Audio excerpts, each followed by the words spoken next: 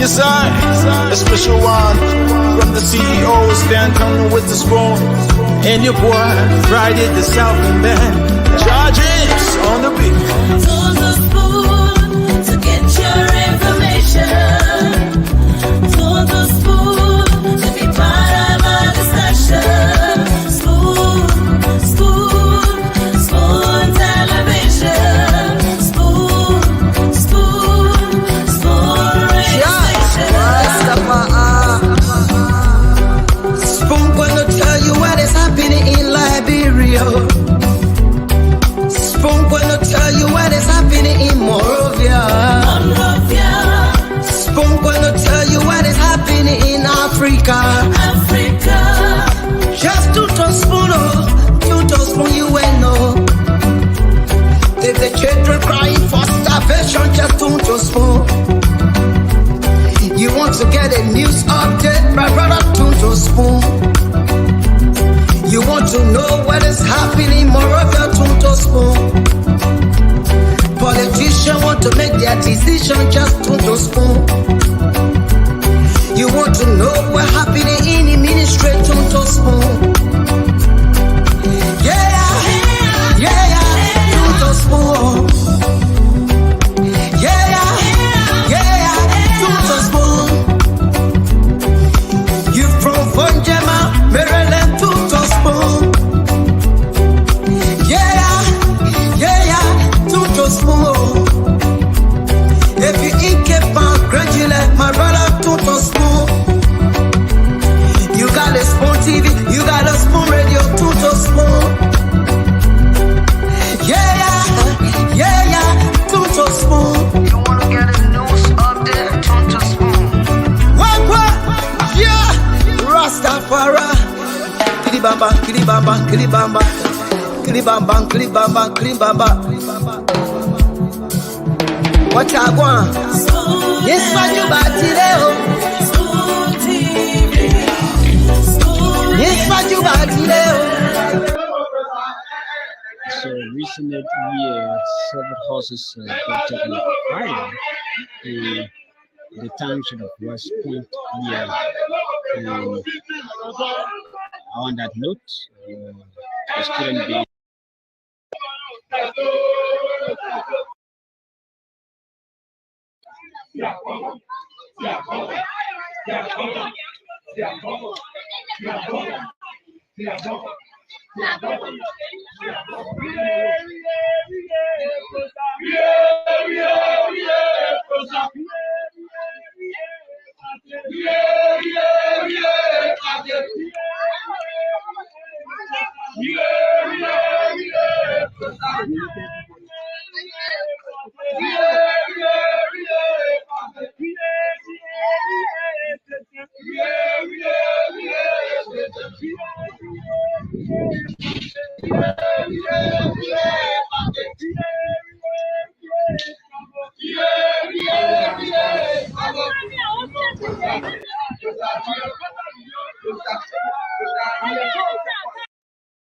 naked, no clothes.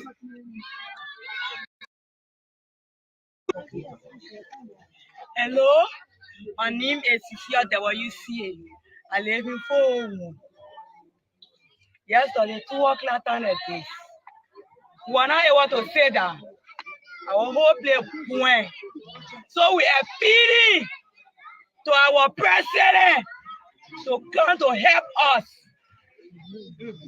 Nowhere for us to sleep. Nah, my grandson, let him here up to now, no clothes on him. Ain't seen him naked, no clothes. So we are appealing to our people to come to us. We sleeping up outside here. The place that you see in the net, we put lapa down, we sleep. Because nowhere we get to do. We call to our former president, George Manuel Weah, to come to our help, to help us. To make way for us. Then he come to a people.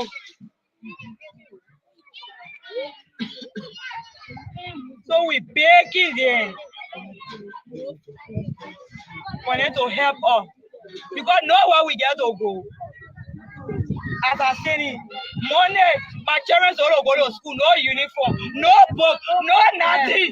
How they will go? No ID card. My son says, see, you're in an Africa. It's all go to what everything went. I went to wait. So I paid it to the government to help us.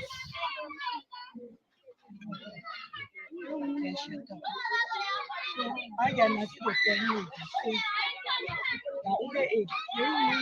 So we listen to the fire victims, the people who have been victim mass calling upon the president, the former president, and other people to come into the aid to support them. She spoke about grandchild, she spoke about children. They are also in West Point, the open area with mosquitoes, so people sleeping outside now. So I have a boss to them to call on the former president, the president. This is not about politics. This is serious. A consistent fire outbreak in the country is serious. It is the time for the government to put a foot on the ground. It is the time for the president to speak. So we will now call a student-based movement at the university. So before that student-based, you can tell us the genesis of the entire fire. I'm really happy what caused of it. One of the victims could do that. One of the victims, yeah, you can go. One of, Yeah, you can do so.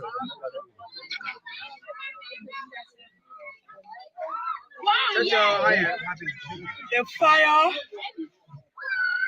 I came from on the fire, I went the second horse. But I get out in the horse, I hear the leg jump from in the horse. Boy, you want to say, oh, shit, girl, fire in the horse. Oh. The how when we get outside now, the how we start like my boy, you can with a fire, with a fire, with a fire. The how the boy when the boy stepped into, but before the boy stepped into, it was late. The whole catch on fire. The how when we asked again, who caused the fire? She said that her labor or labor. He led the match and put the match on the mattress. He get outside, he went on the road to a man. He never tell they get to lay down on the mattress. And how when they hit that, start touching her now, and how she jump outside now, she start making a call. And now everybody has to be and the fire. But before that time, everything, the fire was already feeling with the horse. The first one are very free. How many family heads we are talking about here?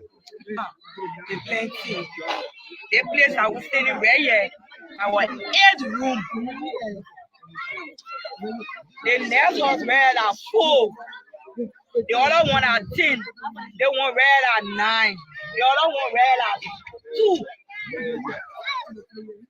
So how many houses got burned in total? The total house I get burned at 6.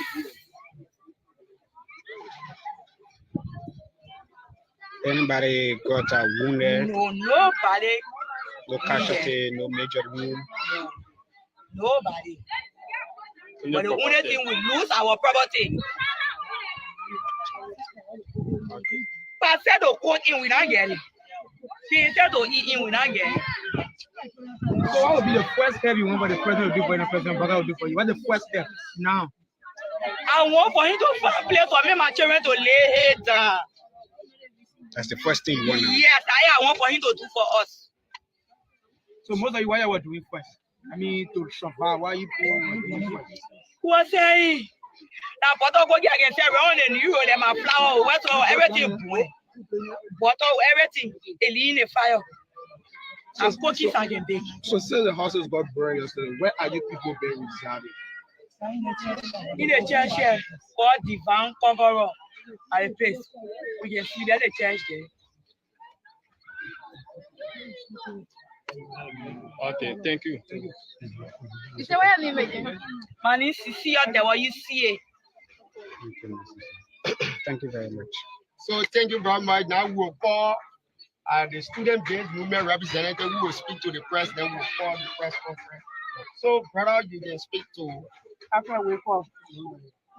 Yeah, so No problem. Now we go to that. we are here as the the Revolutionary Avant-Garde Progressive Alliance of the University of Liberia. So, a campus-based institution from the University of Liberia.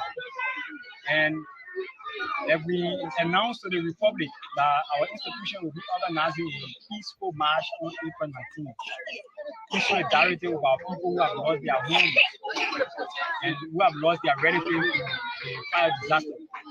The issue of the rate of unprecedented fire across our country.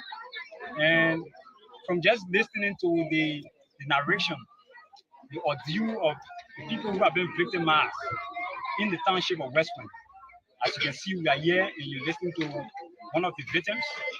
We can say to you that we are left dumbstruck.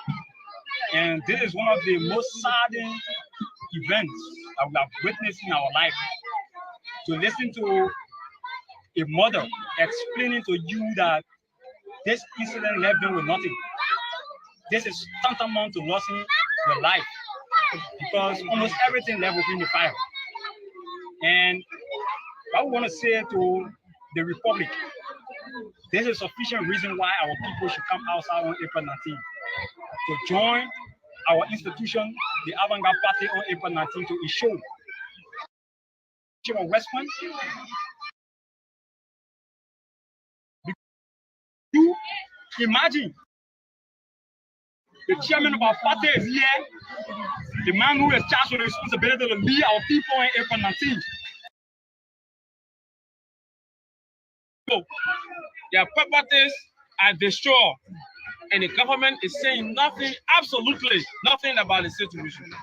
So the Avant-Garde Party want to say this on the record that in times like this, where the harsh condition of our people continue to exist, and people who are in authority who are to be responsible seems not to be responsible and appealing to our people to come to us.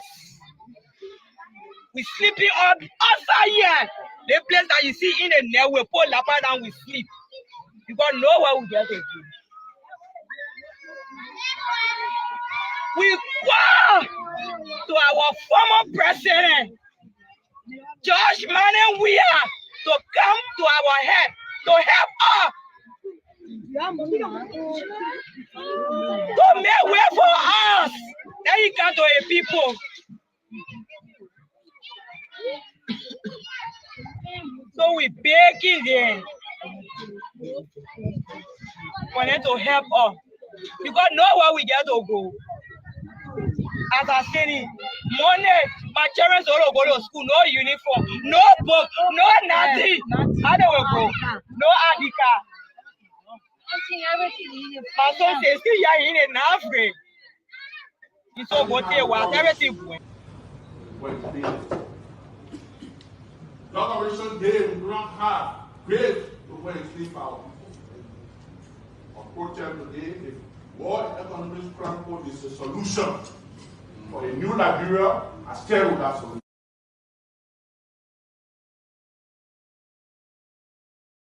TV with me, Sylvester Chidople. We hundreds of them have gathered here to receive food and subsequently be rehabilitated as in the president's agenda.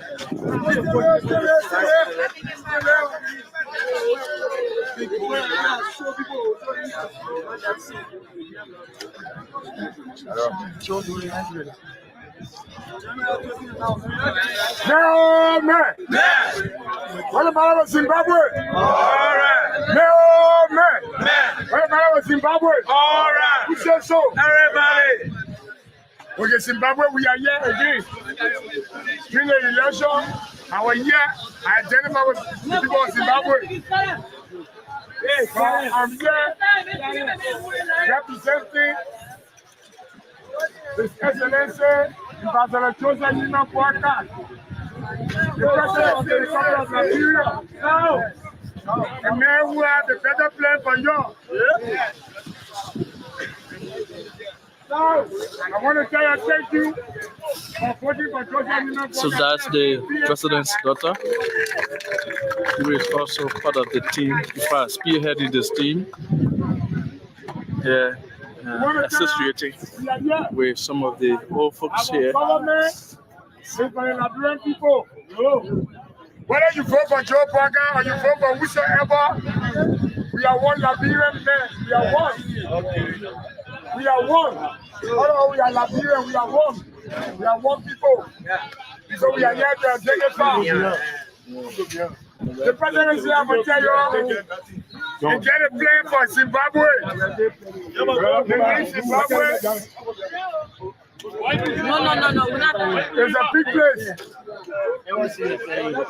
So we are here. I'm part of y'all. Zimbabwe, my late brother that died, he always used to come here and Jennifer with Zimbabwe. So Zimbabwe,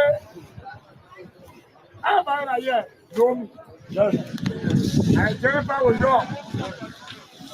And I'm here again today. Our government so we need power. Zimbabwe, how will be remembered? Whatsoever thing God bless our way, we bless Zimbabwe with it. Go ahead.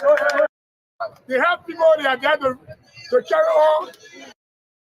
You guys, but to help after his conference, and it's just the beginning of a beautiful story. The young lady standing here, can you come? I remember doing the campaign. I met her, and she explained to me her story about her son passing in this very same place. And I know it's still difficult for you because it's not just losing a child. So today we're here today, and I happen to recognize her in the crowd. I didn't forget her story, and you are still in our hearts. I still go back and look at the videos, and I still think about that day when I came here. You cry in my arms. So I want you to know that we see you, we hear you, and it's just the beginning. The president is very dedicated into helping you guys get off the streets, you know?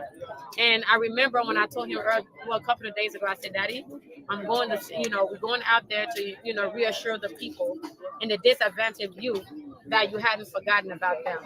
And I can tell from his, from him talking to me that he has so many things in store for you guys. It's a lot of things that's happening behind the scenes. Wish I happen to be a part of some of them. And I'm so happy that we are in a country now where we're being respected, that the people are being respected. And it may not look like change is here, but it is here because I'm watching everything that's happening. And I hear my dad talk about all the things that he want to do for this country. And I see how he kind of eliminated his convoy. And it's like from how many cars to now a shorter convoy. And it's like I'm amazed by some of the things that he's cutting down already.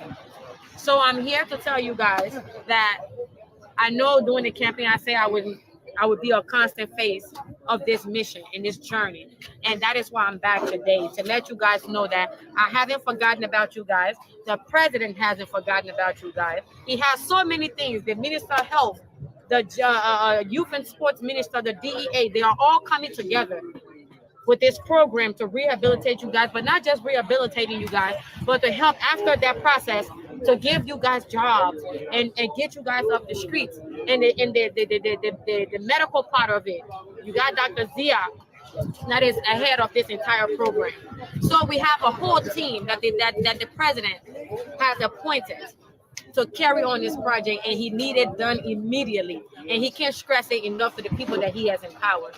So my job here today is to let you know that I'm still a part of this process. And I will always come here to reassure you guys that things is being done. And I'm going to always embed it in my dad. Like, okay, Daddy, you said this. And we need to see something happening. You guys may not see it, but I see it behind the scenes. And I know the great things that is coming, which I'm so proud and happy to see it happen under this leadership. This president is a president. He's a father. He's a husband. He's a grandfather. And he's a father to the entire nation. And he sits at home sometimes, and I can see how troubled he is to see how things has been going for 6 years. And, he inherited a country that is broken, that is broke. So it's like he's trying to come and change things. to make Liberia a place where we all can enjoy the fruits of this great nation. So I think that you guys need to be patient with him and know that it may not happen in 100 days, but it's going to happen. So you guys be patient with him because, he, like I said, he inherited a country that is a broken system. So now he's trying to put things in place. But we also, as a people of this nation, this great nation, have to be patient with him as he empower people to do his work and the Liberian people work. So we brought a little treat for you guys today. It's not to bring, this is not nothing, but it's a little token to identify that we haven't forgot about you guys, and we came here to, you know, to come and enjoy the day. So I've been going from different places. Now this is the final stop. I pass here every day when I go to the Ministry of Health, and I see all of you guys every day. So, and I said, but I have, even though we are busy, but I have to make time for you guys today. So I did it today with the approval of my dad, and he is excited. He got things in store for you guys that's here, but we just have to go through it and get it sorted out, and then we'll bring to share with you guys today. So all my sisters that is in this group today, I want you guys to know I see you, and we haven't forgot about you today. Us women, we have to stick together to empower each other.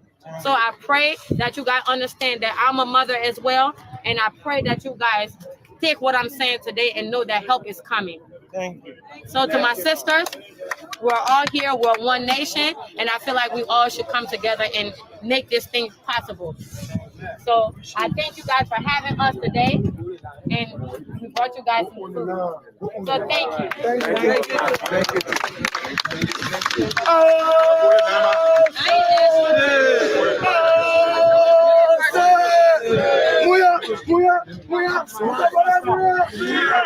Where's the pastor?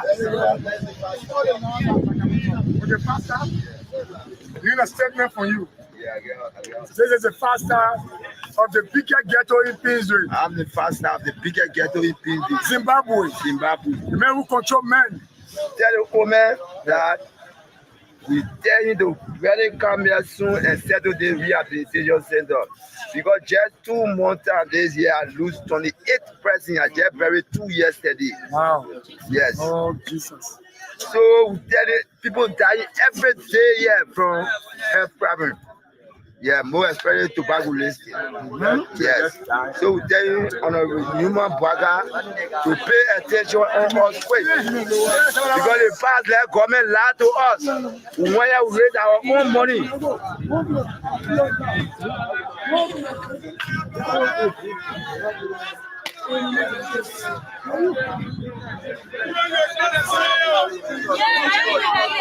Well, we raise our own money.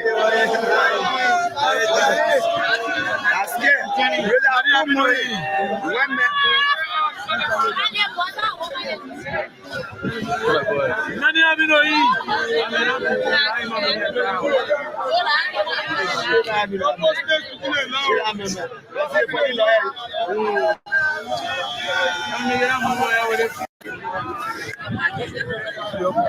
When menstrual complex, raise our own money. Government said they're using that money to pay rehabilitation center in the past government. But up to now, we are not seeing nothing. The children they are not here suffering. I get everybody me is in the book, everybody is in the baby. I have 198 persons. Well, I get a me is in the book. To do what? Everybody that in this place, everybody that here, that me is in the book. Just to know everybody. I get a me is in the book,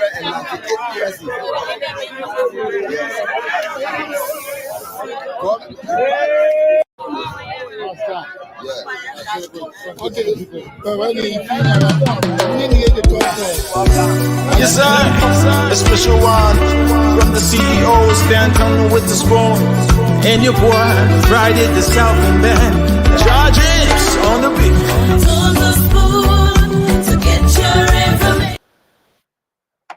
Okay, tune to Spoon to get your information, tune to Spoon to be part of the discussion, to know exactly what's happening in Liberia, what's the issues, what are the issues that Liberians are concerned about, what are the issues making it up in the news. And of course, this is the show where we we gather every single evening to make some critical analysis around those issues as they unfold every single day.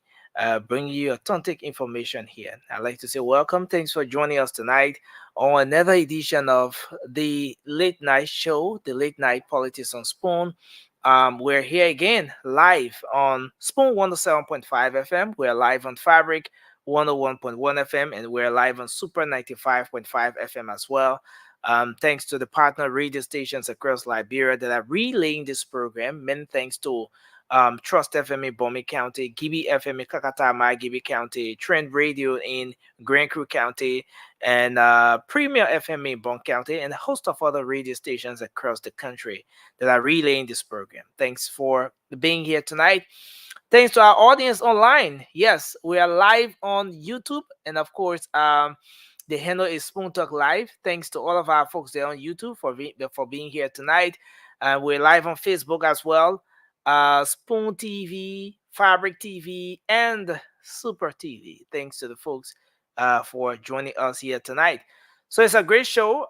It's going to be a fascinating discussion tonight. Lots of things to talk about on the weekend. And again, I want to say thanks to everyone for joining us tonight. Let me just go in the comment section and welcome a few of you here as we get ready to start the discussion tonight. It was a great show last evening. We had the head of the Liberia National Fire Service. Lots of things were, discussed. He touched on a whole lot. Yes, though we didn't have the luxury of time, to go beyond. But again, it was a great show. And thanks to all of you who were here last evening. And it's a good thing that we are back. I see Godwin Wiado. Godwin Wiado is here. He says he's watching from Philadelphia. Thanks for being here. International Airport, Philadelphia International Airport is where you're joining us from. Melipale Smo is following this evening as well from St. Louis City. We appreciate you. Thanks for joining us. I see Edwin Zobon is following us from New Jersey. Madam Moriah Sando Nyanatu is following us this evening. I appreciate you. Thanks for joining us tonight. God favor me. Church is joining us. He said, wow, Liberia. May God help the young people in this country. People helping, but family members need to jump in and help their children and family members. Seriously, this is not just the president rehabilitation, but rehabilitation will help and support from family members. This is sad, and I think she's speaking in reference to the video we just played. Thanks for joining us tonight. We appreciate you. Royal Majesty, thanks for joining us from Dupont Road. Queen Love Gray, we appreciate you tonight. Thanks for following. I see Gabriel Dennis, thanks for being here tonight. Gina Davis, we appreciate you. Gabriel Dennis following from LBS community. We appreciate you for following tonight. And many thanks to Critical Soiree. And I see Hashim Famule is also here. We appreciate you. Hipko Kasi, thanks for joining us tonight. Solo P, Angeline Smith, Alice Ban, and I see Samuel C. Gater, thanks for being here. We appreciate you tonight. Jerry Zawi, and I see all of the folks here joining us tonight. Thanks for being here tonight. Kindly share the program as you come on. We will appreciate if you were to share the program as you come on tonight. My Mary Lincoln, my old man, thanks for joining us tonight. We appreciate you. Carlo Blaman, we appreciate you. Thanks for being here. Natanya K. Hill, thanks for joining us tonight. Susan Pata, we appreciate you. And I see Siaka Serleave, Ebi Sayon, Adama Kamara, all of you. Thanks for being here tonight. And let's hope we can have a great show. Lots of things happening in Liberia, and it's just important that we get to talk about those issues as they unfold. And let me go across and bring Soiree on. I see Soiree is the first today. Usually Francis will be the first, but today Soiree is the first. Soiree, it's good to have you on tonight. Thanks for joining us. How you managed to get in How you managed to get on tonight? What's going on? How did you? Oh no. Uh, I'm I'm seeing apparently the guy wanted to touch another thing and he touched something else. And but this is where we are. So yes, thanks to everyone for joining us tonight. And I see the names are here. Augustine, that's Austin, Kondo. Thanks for joining us, and we appreciate all of you for being here tonight. And we appreciate every single person for being here tonight. Thanks a lot to all of you. But what's going on, Swari? I see you keep going in and coming out. Yeah, nothing in my hand mistakenly touched the, you know, you had to where you off the camera from where the mark is to the camera, you know, it's not too far. So mistakenly, I Okay. just touched my phone going around, yeah. But good to be here, nothing. And I Yeah. think it was a good day today. We are back to discuss the Labranco issue. I'm glad we are back on the late night politics to discuss Liberia. Yes, certainly. We are back to discuss Liberia. We are back to talk about our country and everything surrounding the forward march of this country. You know, it's a beautiful thing to wake up every day. Wake up every day knowing that there is somewhere that you call home, and no matter where you go, no matter you know uh, the situation, a place that you can never be deported from, in the words of Senator Darius Dillon. So it's a good thing that we're here tonight, and I want to say thanks to everyone for joining us. Today is the 14th day of April here in Liberia. I know in other parts of the world you will say the 13th day and all of that, but today is the 14th day of April. Just give us your opening comment. What's on your mind, Swari? Just before I come in, I want to make an adjustment here. Well, thank you so much, Nelson. I'd like to begin by saying hi to each and everyone in Radio Land, from wheresoever they are viewing or what I told the YouTube, the Facebook. You know, it is always in the voice of A.B. Krumah, it is always a pleasing pleasure to be on the Spoon Late Night Politics to discuss Liberia. We have been seeing a lot of issues journeying from fire incident and other hulu balu as regard to people not being satisfied with their government, the voter, and which sometimes, as a supporter, I want to come to the platform to try my best to be a little bit, if not completely balanced, but balanced in the face of the people, because we voted the government to ensure that the right thing be done for the people. So when you are like playing that recording before the show could start, I was like thinking from different angles, and it brings a lot to my thinking that the issue of fire incident that we discussed yesterday and we have been discussing on this platform, it is something that the government need to give serious attention to. We shared a lot yesterday as regard to recommendations, some of the good suggestions, but the practical action about these things is very paramount to the progress of our nation. There are many out there today, like you listen to the lady. I want to believe that these are things that will be part of our, I don't want to branch over it. These are things that will be part of our discussion today. The lady was talking about they don't have place to sleep, and that brings a lot to me. Like a sort of shared tears I wanted to share if I saw that lady speaking in that phone in Bantam.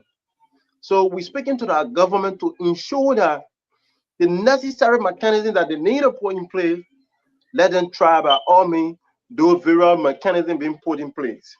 I know that we have the fire, we got a disaster management agency. I think held by Ansu Dollar from the ACO. This is the time now that you guys, I want to believe that you guys having some record on some of these things that are happening. you should ensure that the practical aspect of your work should be glaring to our people. Because nursing, don't forget to know that some of the things that are happening today politically can go against you as a government. So, I mean, that was just on my mind. Let our people be prioritized in these processes. And, I mean, let them get what they voted for.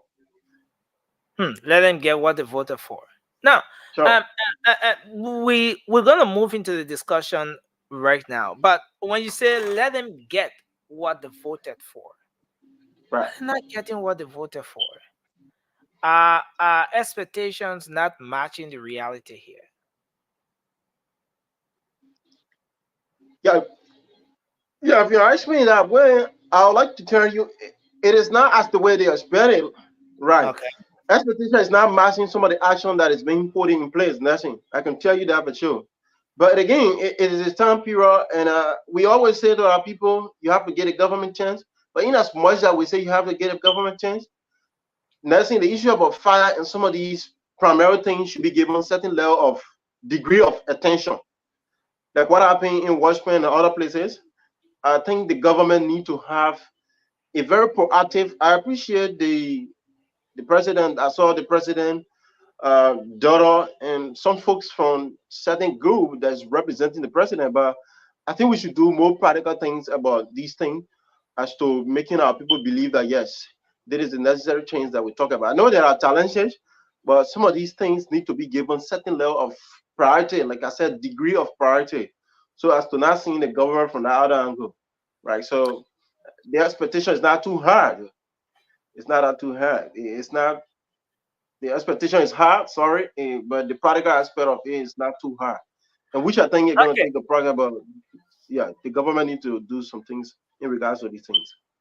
Thank you, Swari. And just to kickstart the show, it's weekend, and a lot has been happening, but two notable things that have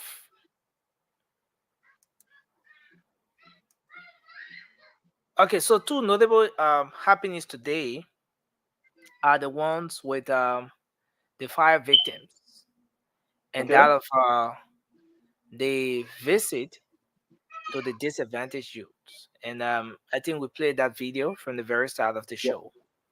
Yeah. The first thing is starting with the fire victims. When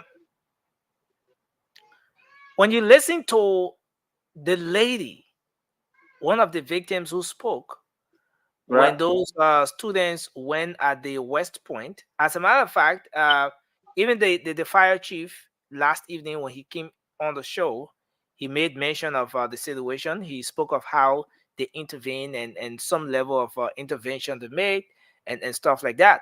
But as you know, the Liberia National Fire Service is there's a limit to what they can do. Let me put it that way, right? So they move in, they respond to the fire situation. Okay, they should be educating the people. They should carry on the awareness, sensitization, and all of that. In the case where there's an outbreak, they should move in and make sure that they address the situation in a timely manner to ensure that lives are saved. But the other aspect that has to do with the aftermath of the fire or those fire outbreaks is something that does not fall within the purview of the Liberia National Fire Service. You take, for example, a fire outbreak is a national, is a natural disaster, if you may. You don't control fire, but again, to some extent, based on the way maybe the cause of the fire, then you can find a way to maybe categorize that. But the thing is, the fire service, for example, cannot attend to the aftermath of the outbreaks. So that's where the other institutions will come in. The disaster management agency, for example, will come in, and all of those relevant institutions to ensure that they address what the people are faced with. But what has been the situation in our country, considering all the different fire outbreaks we've seen? What exactly have been the role of those different institutions? Just last evening, the fire chief said they've had Okay, in January and February, there were 41 fire outbreaks. March, there were 11 fire outbreaks in March. In January and February, where there were 41 fire outbreaks. In that case, in those 2 months, 11 persons lost their lives. Least to talk about the people who got wounded. Least to talk about the value of the property that got damaged. But 11 persons lost their lives. Wow. In 41 fire outbreaks in 2 months. Now, the sad reality about this thing is that those outbreaks that the director spoke of last evening are just the ones that are to the knowledge of the Liberia National Fire Service. There are some of those outbreaks that were happening in faraway places. Thank God, social media and all of that. Yes, anyone who has a smartphone now can be able to report on issues, post it online, and other people will get to follow. But there are some of those outbreaks that are happening to places where even the Liberia National Fire Service has no idea of.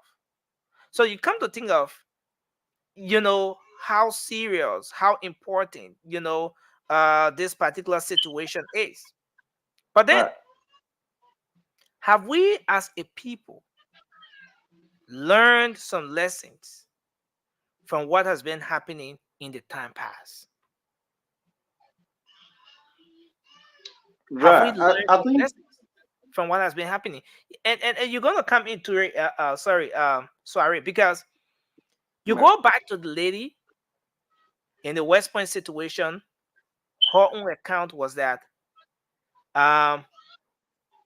2 kids in the house, one of them lettered the mattress or something, put it under the mattress. The other one is sleeping, and all of a sudden, the smoke starts to pour out. Before you know it, there's a fire. That child jumps out and starts to alarm. Is there a need for even the residents of the different communities now to take it upon themselves, parents, even the parents, to take it upon themselves to start to educate the children on and other family members on how to prevent these kinds of outbreaks we've been experiencing in the country? Because if we can be losing people at this pace, if we can be having properties getting damaged at such a fast pace, it calls for serious attention, serious intervention, and there's a need for the authorities to come in. But the other aspect is, when you watch the video, you also see how the university students went in, PROSA and all of that, and it's a student grouping, it's a student political party or whatever on the university campus, but again, associated with a political party, political establishment. They move into West Point in the name of sympathizing with the people, the fire victims, but then calling on the fire victims to join them in a nationwide protest because the government is not doing anything about fire outbreaks in the country. Now, let's hear your take on this situation, Swari. At times it's pandemic, but before I address the issue of PROSA, like you said, the issue about people taking their own initiative, it is important. I think it is the time that we wear our garment and our boots to not just look at the Liberian Fire Service as an arm of government. We know that is their sole responsibility to inform people about educating them on some basis things that bring fire into your homes, or how can you prevent fire. But now they do not have that capacity in terms of finance and other stuff. So it is incumbent upon ourselves to please take that initiative now to look at it outside of government. Like, yes, there is something that we should take into consideration now as individual, as community, as a family, to educate our people, like you said, right? So it is important we get beyond this normal understanding that it should only be government. If that's so, there'll be a lot that we're going to be going through. On the issue of PROSA, you know, it's pandemic, a time to see people playing politics out of everything. They might say they are student-based political party, and that which we know of. They want to activate for the people, but in that time of a heat of heartbreak, you cannot be using that means to abuse the minds of the people to join you in the struggle, which we've seen as a serious contradiction to humanity. If you, because the issue about mobilizing people to join you in protest, it should be timely. You should look at it from different angles. Now where people are crying for place to sleep, they do not have place to sleep. They don't have any place to lay their head. Then you come into them talking about they should join you in a protest. That was very heartbreaking and somehow. And they were not calculative in the issues of coming to the people, because you already listen to the brother that's saying that is not politics. We're not playing politics with a fire issue. We beg him, Mr. President. You know, I mean, you could see the brother saying that. That could send us alarm to PROSA that there is not an issue of a politics, or you should come and play politics all over, because we're thinking about where we should lay our head on. So you talk about protest. If the people having to go there to protest, would that be a quick solution to that problem, or would that give them place to sleep? I think the first step of engagement should be more of priority now, which is nursing. They should look at the issue of engaging the government on a diplomatic note, that is having a tell-a-tale conversation to speak to the government. Oh, this is what we are going to. Through a leader, right? Through a community leader. This is what we are going to. We don't have place to sleep. So the government can see it, like I told you from my intro, the government can see it necessary to find a place for these people to sleep, because it is heartbreaking. I'm seriously in sympathy with them that, I mean, Nelson, you know, when you leave to where you were, and I mean, you have no hope, it is very somehow. So I think the government need to look in the direction wherein they will give more attention to those victims. Not for PROSA that we know to be controlled by CDC to come in to present that said that they are for the people, right? So it was somehow frustrating. But that is the Liberia we find ourselves in. People always play politics out of these things, and it is beyond politics. Nothing. No. When you listen to the guys, say that, when you listen to the guys say the government is not doing anything about it, and I want us to face it from this end, right? When you listen to the guys say the government is not doing anything about the fire outbreaks in the country, there have been people dying. There have been loss of lives, properties, people have gotten injured, and over and again, there's a video we played last evening about that little child, less than 10 years old, who was a fire victim. And a fire outbreak in the VOA community, that child got seriously injured. The next thing is, he died the next day. Now, so when you hear the guys say that the government is not doing anything about the fire outbreak. Now, okay, politics aside, is that an argument to buy into? When you hear them say that the fire victims should join them to go and protest because the government is not doing anything about the fire outbreak in the country. Now, given what you have observed over the time, all of the different outbreaks we've been having, experiencing in the country that have been reported on, all of that, do you think the government is doing much to address the issue of fire outbreaks in the country? So the issue about some of the basic challenges I want to identify before I answer your question has to do with budgetary proceeding at this crucial time we find ourselves in. We understand that the government of Liberia is in the process of passing budget that will make the government very functional. So I identify that before we make progress. So like I said from my intro, I don't want to be blunt to the plight of the people because somebody come in and say they want to protest, and which I have not seen in this time. It is the right for the PROSA to protest. I identify that. Or whosoever that want to join them to protest, it is your right. But we're talking about a solution-based something. You could protest to get certain level of relevance or credence in terms of being a struggle group, fine. But like you said, let's take out the politics from other days. the issue about the people should be addressed quickly.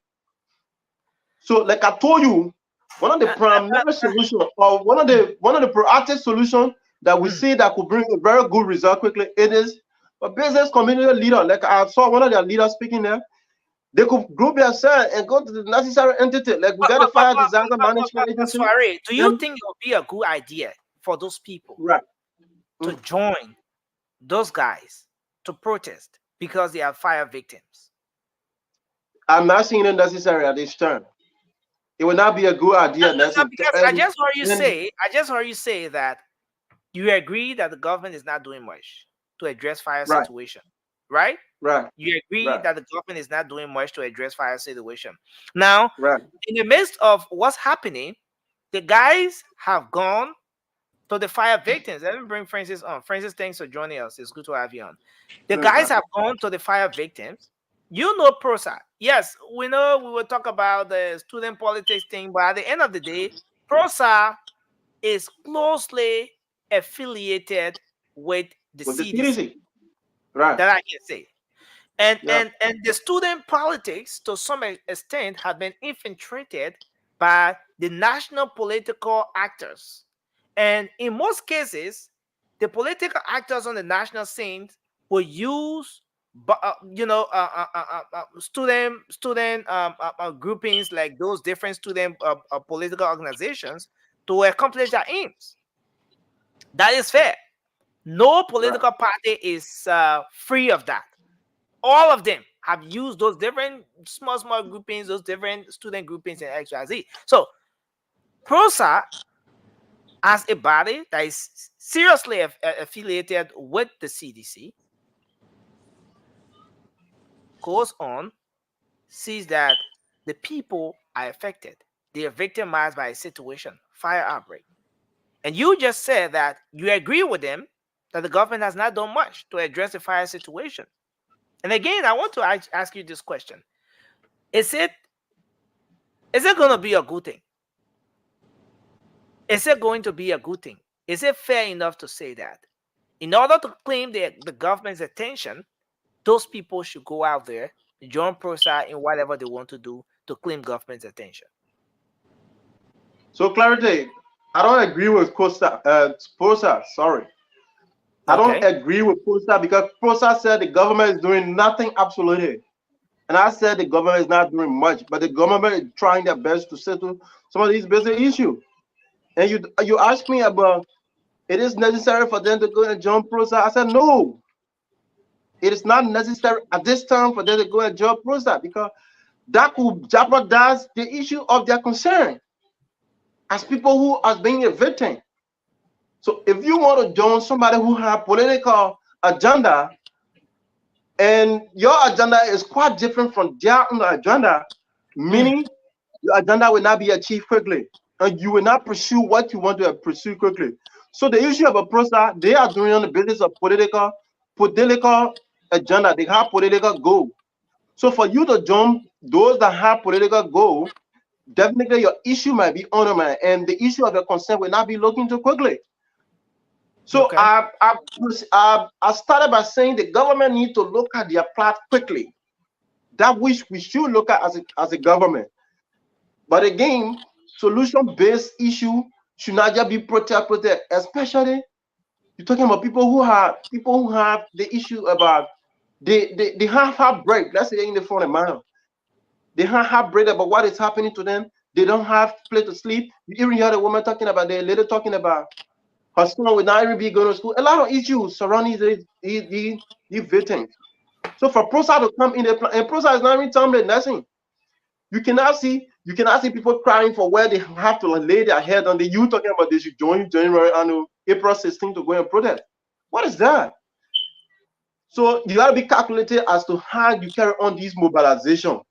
You understand that you should be in solidarity, but to go on the same issue where people crying and you telling them to join protest, they will not see sincerity. They will feel very dishonest in your plan of struggle. So that has been PROSA over the past period of time. Thank you. Thanks a lot, Francis. I know you just jumped in, but let's hear your take on this issue with the fire victims in West Point. They've been calling for government to intervene. But in the midst of that, this group went to them today, and as a way of trying to sympathize with them for what they are going through, calling them to join them to protest because the government is doing absolutely nothing to address the issue of fire outbreaks in this country, as serious as it is. And Francis, you were here. I don't know as to whether you were here last evening, but we hosted the chief of the executive director of the Liberian National Fire Service, and he told us that in January and February there were 41 fire outbreaks. 11 persons lost their lives. That is to say how serious this particular issue is. We played a video here of a kid who lost his life after being a victim of this very fire outbreak we're talking about. Francis, is it a good call?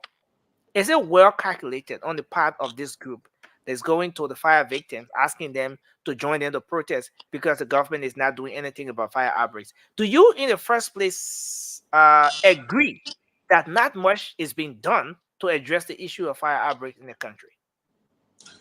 Yeah, I mean, I would say not much has been done to prevent fire or to even fight fire, because sometimes, you know, when we talk about prevent fire, the fire, the outbreak, there's no schedule for, okay, next week this house on this block will be set on fire. But when it happens, how are we reacting to it? You know, so I mean, at some point we talk about, okay, even we have 10 million trucks, they won't be able to get through to the houses because of the infrastructure, the way the houses are built, people not following code. So yes, that's a valid excuse. With trucks, we won't be able to get there. But also, we listen to other experts, other people that travel around the world and stuff. And one person in particular I like to quote, it was Dwalu, I believe he's a former Marine or something like that, who served in some other country. He said he's seen other countries where they dig wells in every community, and almost like a fire hydrant, because in the U.S., fire hydrants are located certain feet from all the houses and stuff. Even when you go outside my house right now, there's one across the street. So if there's a fire, even if the truck cannot get to my house, of course, truck can get right to my door, but they use that to refill that truck and stuff like that right there. But let's just say that was a well and truck cannot get to my house. They will use that hydrant to pump and just connect the hose to the hydrant or to the well and put the fire out. So Liberia need to be innovative, need to be creative now with this fire issue, because Montserrat County, I already said Montserrat County should move the capital from Montserrat. Maybe it can be the commercial capital, but the actual capital should be moved to someplace else. And Montserrat should just be Montserrat. I don't know how to say it anymore because it's done. Montserrat is done. I was there in 2022, January, and I saw them, I think it was Jonathan Barrow or whatever, Capital Bypass. They were putting water pipes, you know, on the running water pipes. So I felt like I got excited, right? Because, it looked good that you're trying to put water. But when I look behind the houses that were closer to the road, they would access that water, right? But when you look behind them, I ask myself, so how will those people behind them access the water line? You see, because you have to break through somebody's house or have to go under somebody's house, and it's not possible to do so. So that's the problem right now in Montserrat. So they have to be creative. Government has to come up with ways, innovative ways, as to how to get this thing done, so that when there's fire in this community, they should get water. They should be able to put it out instead of waiting for fire truck. But when it comes to the protest thing, is this the group that Akara Gray is associated with that rescheduling the protest, right? No, this one is a student group, right? Okay. It's a student group of the university. It's a political group, like a political party on a university campus and stuff like that. So, but as you know, those different groupings have been heavily infiltrated by national political actors. Of course. No single political party is free of that. just to say. Yeah, but go ahead, Francis. Yeah. So you see, protest is constitutionally protected so long you get your permit and you're not blocking anybody. Because that's all I say. We ask for. People want to say, oh, during CDC time, you didn't say, oh, protest peacefully, blah blah blah. But if you are going to prevent other people from receiving basic services, then you are not protesting. You turn into a mob or a riot, and then you should be dealt with according to the law. So anybody want to protest from January 1st or December 31st? So they stay on the side of the road with your placard, and you're not stopping anybody. That's fine. But when but Francis, they call for fire victims to join a particular group that have already planned a protest to go and protest because their houses got burned and the government is not doing much to address fire issue. Do you think that call is timely and is something that's worth buying into? Another thing, you see, Marie, one welcome thing, to the show. Thanks for joining. one thing I would say is, you know, they don't have the numbers, right? So they are going from place to place looking for people that are grieving to play on that emotion to get them into that with that protest. I mean, there's nothing wrong with that, because yes, I personally would say too. I mean, Liberia is small. Everything happened. Remember, we blamed George Weah when he did not say anything about the fire victims in Toronto, right? Have we heard President Parker speak on this fire thing? The way it's been going, raging like this, has he come up president as a president to speak up on this fire issue? No. So we should people should be outraged too, even though he's not setting the fire. But this is a disaster that's going on in the country every day. So people are afraid to even sleep when there's no NEC, because you're afraid that when you forget or even leave your house to go hustle, because if your breaker was on when you left your house and then NEC go in your absence and it come back in your absence, who knows what may happen to your house? So people even sleeping nowadays, they are afraid to even sleep, because if I'm sleeping and my fan shut off because NEC gone, then if I don't wake up in time to switch my breaker off, NEC come back again, what will happen? You see, so this is a national emergency. This is an emergency. The president has to speak up about it. So even if they play on these people, fire victim emotions, and get them into the protest, they should have their own protest. The fire victims should have their own protest separate. I don't want them to. Yet I'm not in favor of them joining these people, because they have their own agenda. But now they are calling crowdsourcing, looking for a bigger crowd. But I think people that are victims of this fire issue should protest, because the president is saying nothing. He said nothing about it. We already don't have a good fire service in the country, but at least speak, say something to the people. Say something, but he's just mute. So yeah, they should have their own protest. I support that. Wow. Now let's hear your take on this issue, Marie. It's a good thing that you're joining us tonight. Now, Francis just spoke of the need for the president to say something about the wave of fire outbreak we have in the country. Now, is there any reason justifiable enough why you think the president has not said anything about this fire outbreak issue? But because we know that from the onset, when there was this tanker explosion, when the tanker exploded, the president went there. Why other people were criticizing former President George Weah? Oh, he's not saying anything. He hasn't gone there. He hasn't visited the people. President Barker, at the time president-elect of the Republic of Liberia, went there. He made a donation. And that donation even caught the attention of the legs of Yeka Koluba. And then he started to ask where the president got money from. But how come it's been over 2 months since this president was inaugurated, but he hasn't said anything about the wave of fire outbreaks in the country? Marie, do you see any reason justifiable enough why the president hasn't said anything about this? Thank you for having me, Nelson. And good evening and good afternoon to all of our viewers. Nelson, I think you know what my view is gonna be. There is absolutely no reason why JMB is not addressing this whole fire situation that we have in the country. Okay, I understand right now as it stands, they're targeting things that they campaign on, right? Which is understandable. But because he's a president of the Republic of Liberia, current ongoing situations, I believe, should be of priority more than things that he campaigned on. I understand they're trying to do the whole 100 days. I really don't care about the 100 days. You have people dying. It's a situation that's happening rapidly, and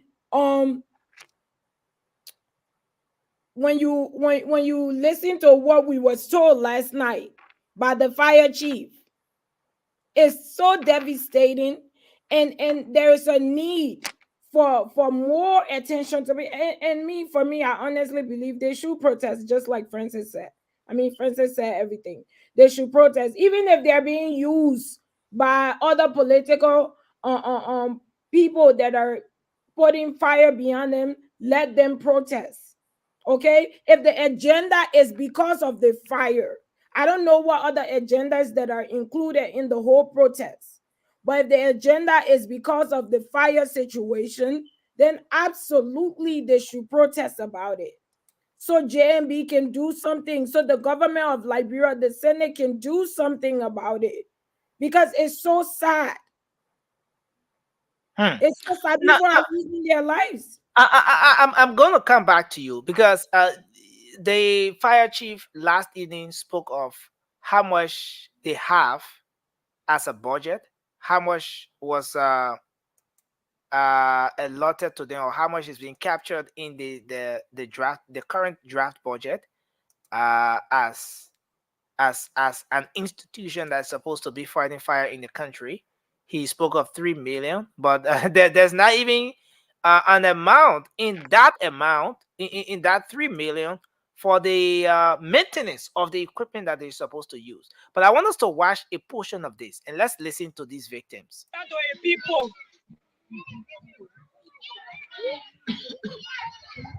So we begging them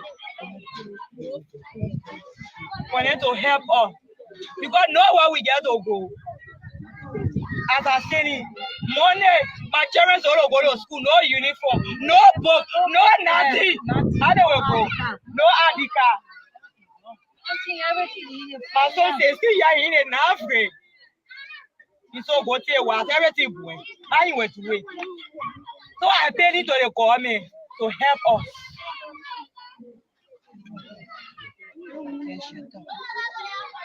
I got nothing to tell you.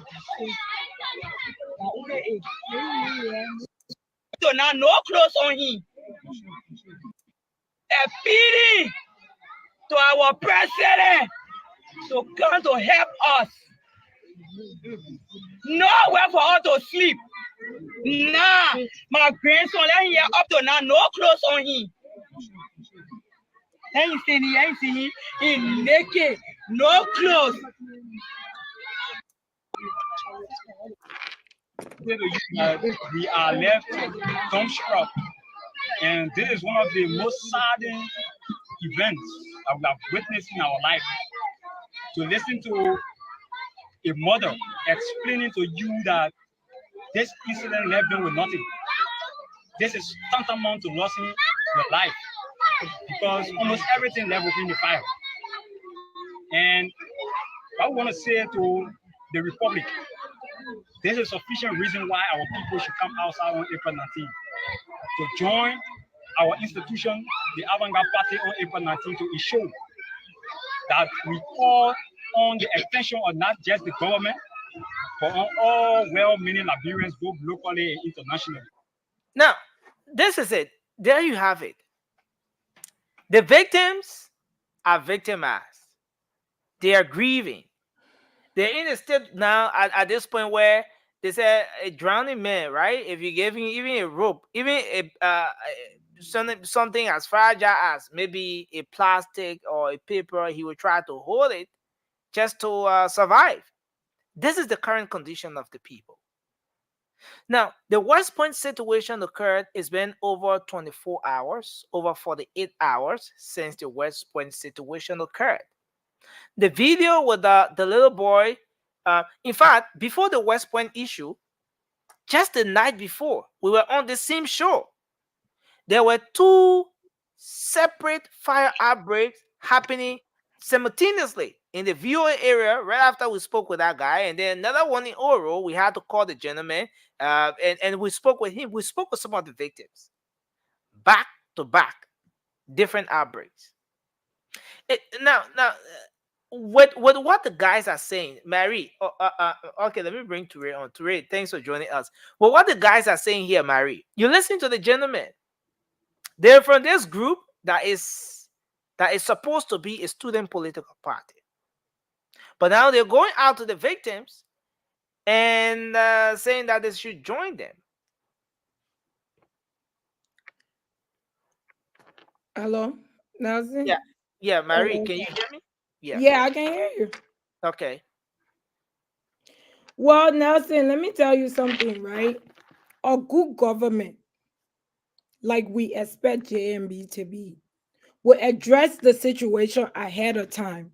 Now that he's aware of it, right?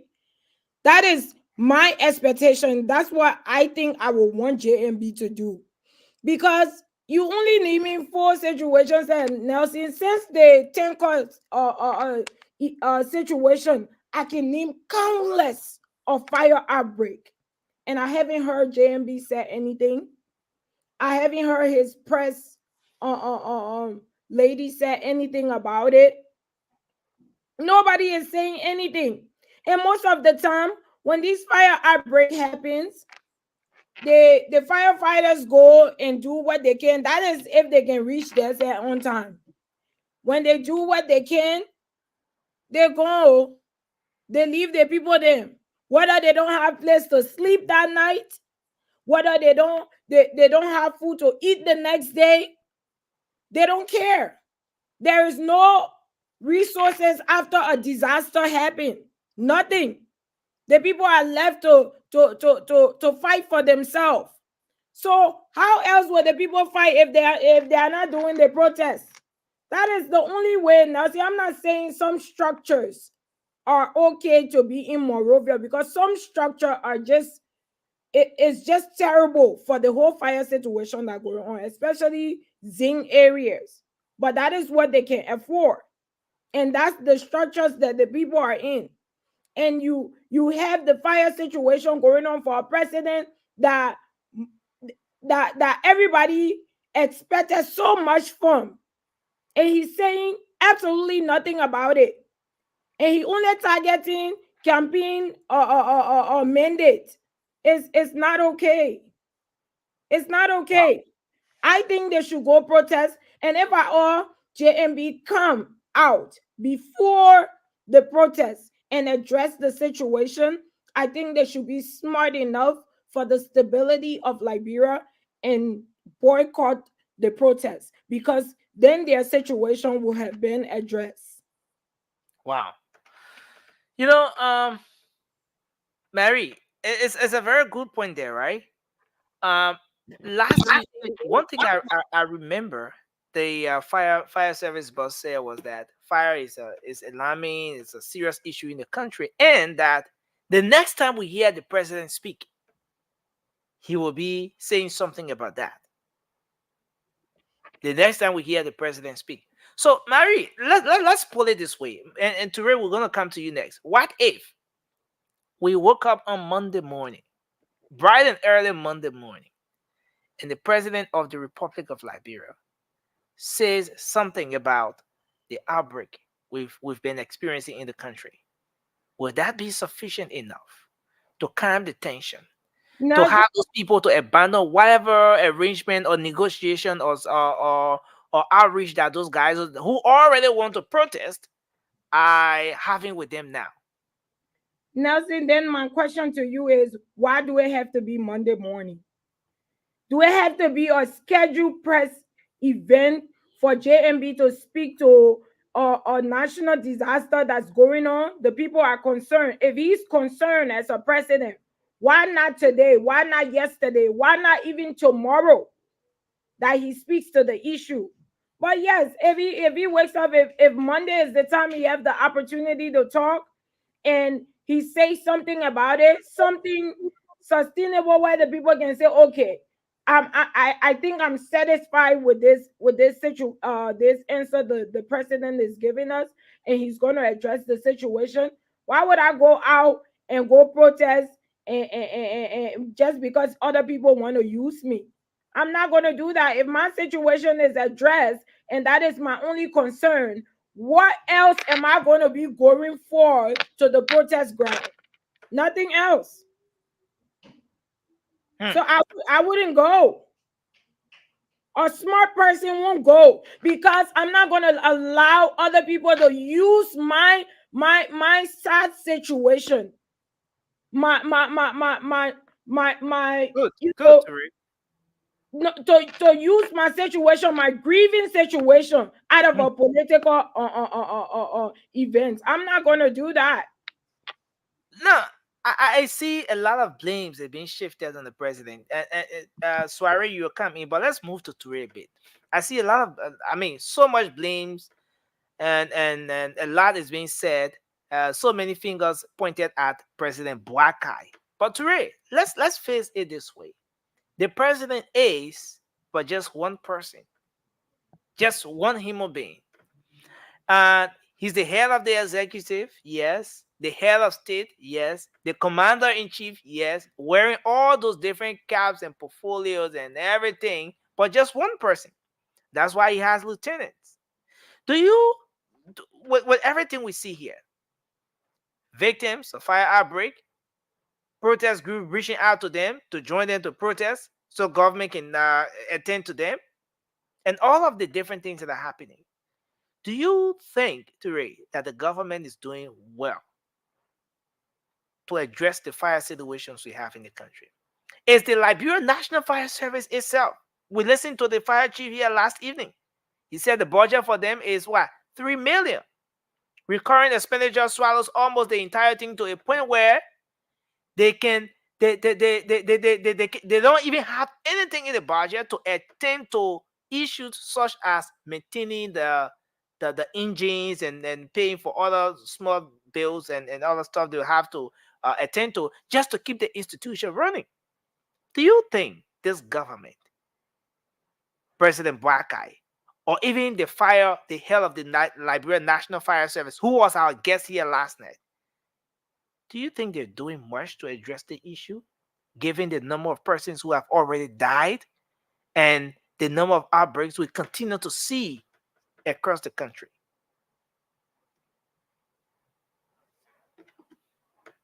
First thing first, Nelson, thank you for the show. To the panelists, good evening to all of you. And to our viewers, man, you're in the US and around the world, good afternoon, morning, wherever you are. Nelson, you see, I'm in a lot of business, a lot of good businesses. But the business I'm not in the business of hypocrisy. All right, I'm not in that. We support that as government. I support that as government. But they have done nothing. Absolutely not. Right? This is becoming a national crisis with this fire situation. And I don't know, maybe they have a lid to it. Maybe the government want to see 100 houses burned down before they can make a public statement with reference to this fire disaster that have engulfed the nation into. It will amaze you to know how swiftly the Unity Party campaign were moved by that total fire incident, right? You know, they were all, were they doing it because of political expediency, or they were doing it genuinely because of the cost? What is it? I don't know. We beat on President George Manneh Weah for their lack of public relation. And I'm seeing the same exact thing with the fire situation. bro, you don't have to do much. You really don't have to do much. Just speak up, let the people know that you are about to do something about it. Even if you're not doing anything, but just saying, look, we're on top of this. We're going to do everything within our power as government to put a lid on this whole fire situation. That's what they should be doing right now. That's what the PR should be doing right now. That's what the public relations should be doing right now. You can be saying these things at the same time working behind the scene to curtail on this fire issue. But yes, to answer your question, Nelson, the government have not done anything. I mean, look, I'm not the only one who actually sensing that. The fire chief was here yesterday. We talked to the gentleman, right? And he made us to understand that, look, they don't even have dress code, for crying out loud. They don't have supplies. They don't have the resources necessary to enhance their projects. So that in itself is a problem. And look, and I'm not saying this government have the answers right now, right? Because I know I want to interrupt you a bit. I want to interrupt you a bit. It's been just 2 months or whole 2 months based on where you sit, then you get to use the one you want to use. Just 2 months or whole 2 months since this government came to power. Right. We're moving very close to the 100 days, the end of the 100 days. Mm-hmm. Now, with the multiple issues that government in its entirety is faced with, given what this government inherited, is it fair to say that this government is trying, but based on what she inherited, it's difficult to change water to wine in just 2 months or in whole 2 months? Or is it that this government is just not concerned? Well, it's a combination of both. It's a combination of both. And besides, I think we are beat on the government a lot too, right? We have 3 branches of government, right? Mm-hmm. I don't think the legislature, I don't even think they are doing enough. And the good thing about fire is not discriminatory. It could happen to anybody, bro. You know what I mean? That thing could happen to anybody. So we should not just look at our people. It should be a national concern to not just the leadership, to not just the executive, right? Both houses should be talking about this. They should bring this thing forefront. How do you care? These are your constituents, right? You representing these people in these makeshift homes, right? You're not bringing that to the table. What's the essence of representation when the people's interests are not being represented? I mean, somebody makes sense of that, right? Somebody make that to make sense. How can you call yourself a lawmaker when you have a constituent base that are really suffering, crying for an issue that is so, I mean, like, dire to their existence? Well, the lawmakers will say they are bringing out to the front runner of the debate table.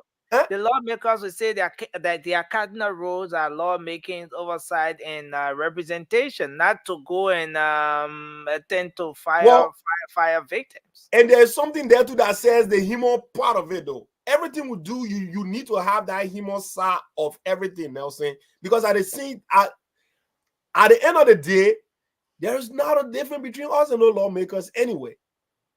We all put on our shoes the same way. We button our shirt the same way, right?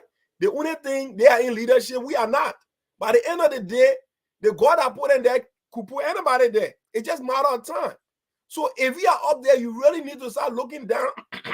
You really need to start looking down on the people that you were sitting with under the Kobo shot. The other one talk about, people flushing with their banner water. But that's another conversation for another day. But what I'm saying here, Nelson, I've never seen this government move the way I anticipated that this government would have moved. Everything we say about President George Manneh Weah, that George Weah was snail moving on issues, not taking things seriously.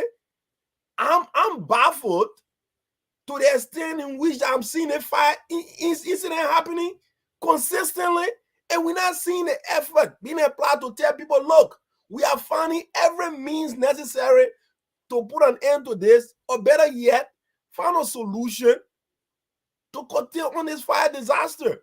That's the least the people want. We understand you don't have fire stations. We understand you don't have the necessary equipment to help. But the least you can do, Nelson, call Spoon TV, right? Pay Spoon some money, educate the people how to take care of themselves, how to take care of their homes, how to not leave their. But you listen to the guest here. You were here. You were here.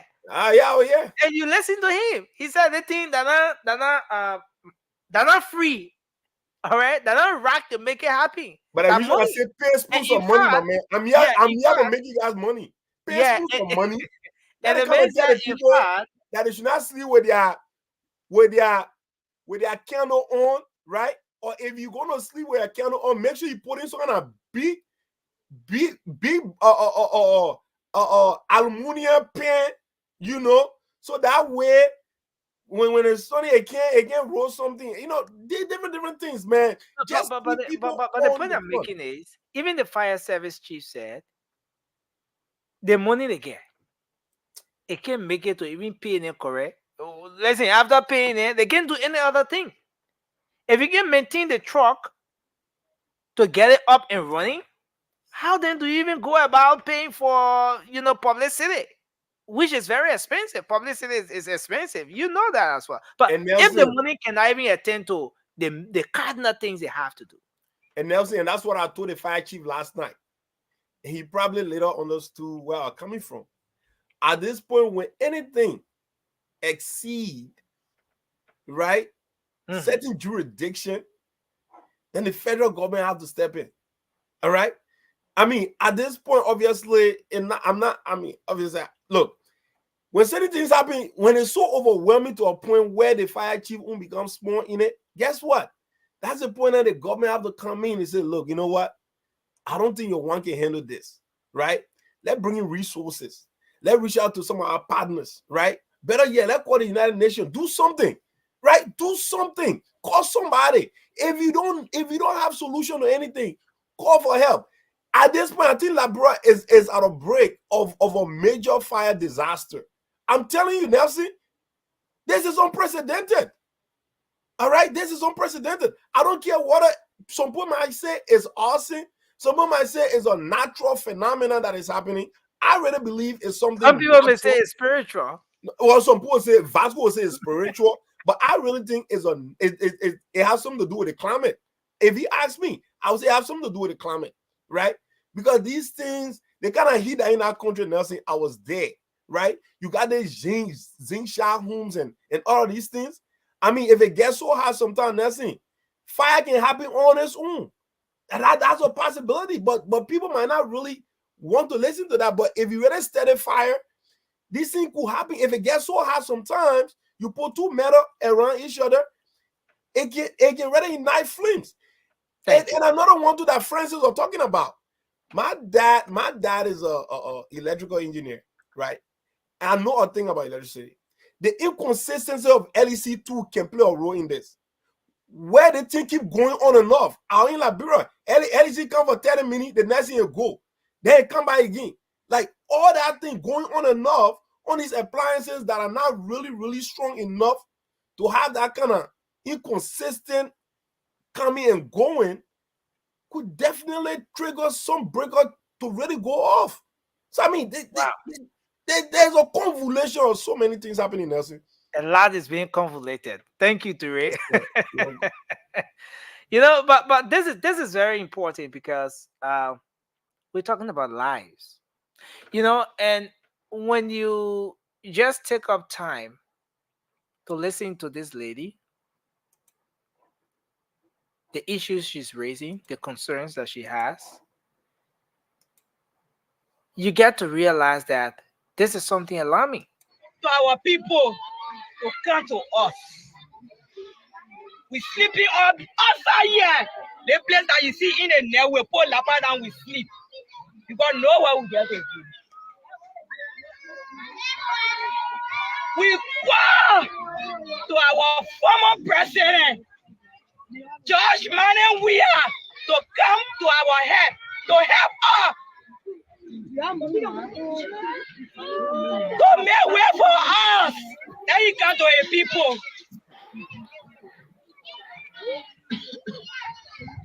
So we begging them for them to help us. Because nowhere we get to go. As I said it, money, my children all go to school, no uniform, no book, no nothing. How they will go? No ID card. My son says, see, you're in an Africa. It's all go to what everything went. I went to wait. So I paid it to the government to help us. Join our institution, the Avant-Garde Party, on April 19 to ensure that we call on the extension of not just the government, but on all well-meaning Liberians, both locally and internationally, to ensure that they intervene into what is happening to our people. I want to say here, this particular situation, the issue of fire disaster, it doesn't have to affect us personally, but for the fact that it has affected our people, especially those of our people who are living in the densely populated slum communities. As you can see, we are in the township of West Point. We want to say, yeah, we too feel the measure, we too feel the pain, and we understand we understand the situation our people are going through. Imagine at this very young age, this child has become a victim of fire disaster in the country. This is pathetic. And that's the reason why we want to say, yeah, to the Republic, that Joseph Yuman Boykai, under the leadership of Joseph Yuman Boykai, this government has shown absolutely no interest in addressing the issue of fire disaster within our country. And so this is where we are. This is where we are. I mean, let's hear your take on this issue, and then we can make our transition. Hi everyone. So you see, it's sad that this is going on with our people, and we were just talking about it last night, right? I don't know how budgets are allocated or whatever, but I think at this point people need to go and sleep right to the Capitol building. Like she was saying, this spread lapa during the night. I think they should do that at the Capitol building. From the back to the front, unless to the part where they can pee. They everywhere. They should spread. In the morning, they be right there. In the day, they be right there. Let them be everywhere so they can know. Because this is disgusting that this is happening, and even people that are supposed to, that lawmakers are not even paying them any mind to even say anything about it. And like the last time I told y'all, I'm glad that Sir Joseph made it out, but I didn't care whether his house got burned or whatever. Even the next one can catch fire. I don't care. As far as what innocent, he said, I mean, don't say that. I said, I do mean it. Because look at the innocent people. Sir Joseph had another house to go to. He's not sleeping in the street. But those innocent people are. You would think he would be the best person to be advocating right now, right? But no. Okay? I mean, what has to happen for people to see that as a emergency or something that they need to pay attention to? The fire chiefs, yeah, they just got it 3 weeks ago with nothing to work with. We can beat them up all we want. They can't do anything. What is what to go take the rocks and be throwing it out of the fire? They can't do that. They need equipment to work. You understand? And the part about this lady, and I hope like people will be concerned about that situation and stop making everything political. Your ex-president is your ex-president. He has nothing to do unless he ain't gonna take that and give it to you to buy bread or eat. Nothing he can do right now to do anything for you. Instead of you calling on the legislator and the president now, we call on our ex-president. It's sad. Okay? And I think the government needs to really do something, putting good money to this budget and not just salary for the firefighters and for something to be done. And I keep saying it. I may be that my brother Vasco. He may be saying spiritual, but I would be saying something's going on. I'm sorry. Something is going on. We always had this LEC problem before. We had all, I guess, these, I don't know if this is the only time it got hot in Liberia for this to be going on. I don't know, but something has, and I asked the fire chief last night if they had the equipment to detect these things, like to investigate, to know if someone set these fire, or you can't, I mean, you mean to tell me you can just be, the fire can be blazing, you know what happened? Because here, I know the fire goes off and they go in there and see what the fire started from before all those things, before they even determine how it got started and if it was arson or not. So I don't know. I'm confused and I just don't know what to say. I don't know when it's gonna stop, but we hope. The prime time is saying, I mean, a lot of people can be up listening to the prime time. I think they need to really start to echo this, like everything else, because it's really getting out of hand and dangerous, because you never know where it might be. Okay, so now that it's all over the place, people that wanted to do harm to people, they could go into a fire somewhere and say, oh yeah, that fire, it's a natural fire going everywhere. So it's a scary situation. I think they really need to pay attention to it. Wow. Thank you. Thanks a lot, Emmy. Soiree, I see your hand up. You want to make a quick point just before we transition? Yeah, Okay. before we transition quickly, I just wanted to say something as in regards to the protest issue. I agree if PROSA is not associating with that protest, because the very lawmaker that you and myself talk about here today, someone that associated with that protest, the likes of Yaka Kuluba, the likes of Safoko, those are people that have their own political agenda. So it will jeopardize the need and wants of the people. We have seen that. The June 7 protests, other protests happening in Liberia. But because the people who associate with it, they have some legitimate issue, right? A genuine issue that the government could address. But those that were associated with that protest, it sparks us different things. And it makes the government to not give that quick attention to their plight. So if they see protest as the name of addressing their plight, they could do it separately, which is their constitutional right. But I'm not seeing protest as a waste found. And I want us to identify a few things. The president could speak to get some level of relief to the people. But there are institutions that represent this president. The likes of the disaster management, I'm not hearing nobody talking about that agency. It could be on those very ground, giving the people some level of hope that things are in the pot. These are things that we're working on. So as to making it work, that the government is there for the people. Okay. So I think we are in the same light on the issue. And I think the government need to wake up and put things together. I mean, other political party or political group will come and do things for their own interest. And that has been Liberia. Thank you. Thank you. Let's hear you, Francis. Go ahead.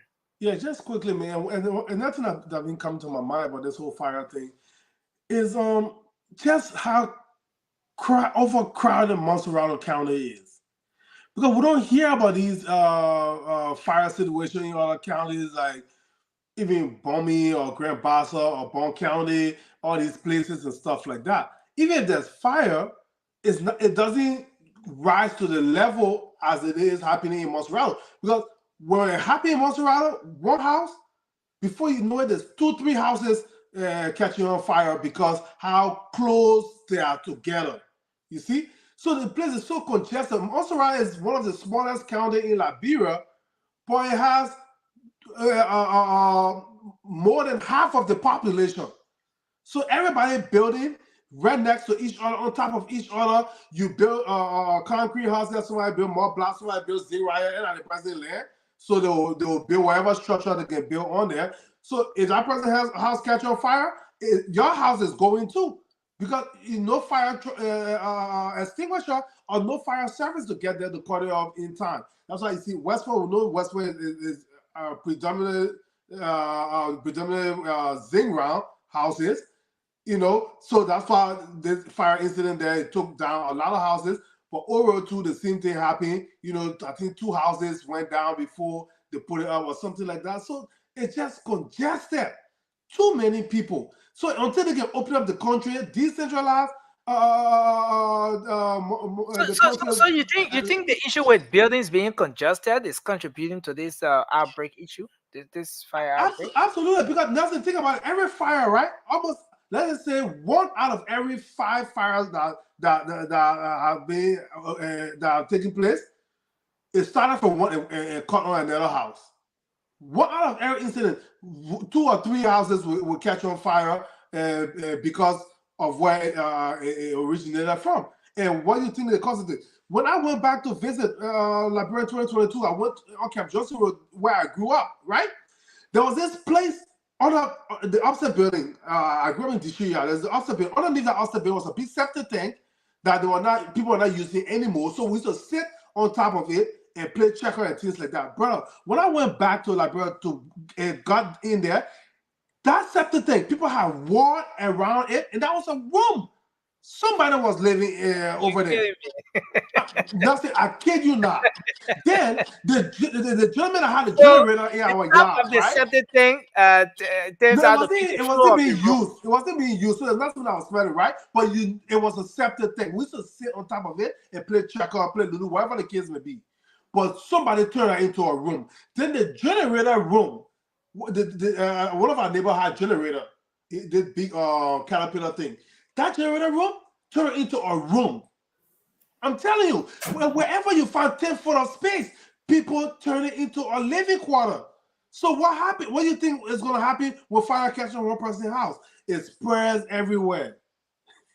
It spread everywhere, brother. So that's part of the problem. When people leave Monserrato, a lot of the structure will be broken down. You see? So it will create the open, the space. But really, everything just cluster on top of each other. That's one of the major problems we have with fire. Yeah. Now, you're right, and this is serious. We hope the government can make some intervention. Vincent wants to make a quick point on this discussion just before we transition. Okay, Ture, I see your hand up. You want to come in quickly just before we bring on Vincent? Yeah, and that's and something that I brought to the fire chief attention last night. So look, wow. At the end of the day, Nelson, the guy is grown. At the end of the day, Nelson, we are not getting that much of an educationary stuff when it comes to really, teaching people the danger of fire. And I know the firemen talk about all that stuff last night. But I'm talking about the transition now from using these like compliances, like appliances like stove, so some people getting these electric fan now.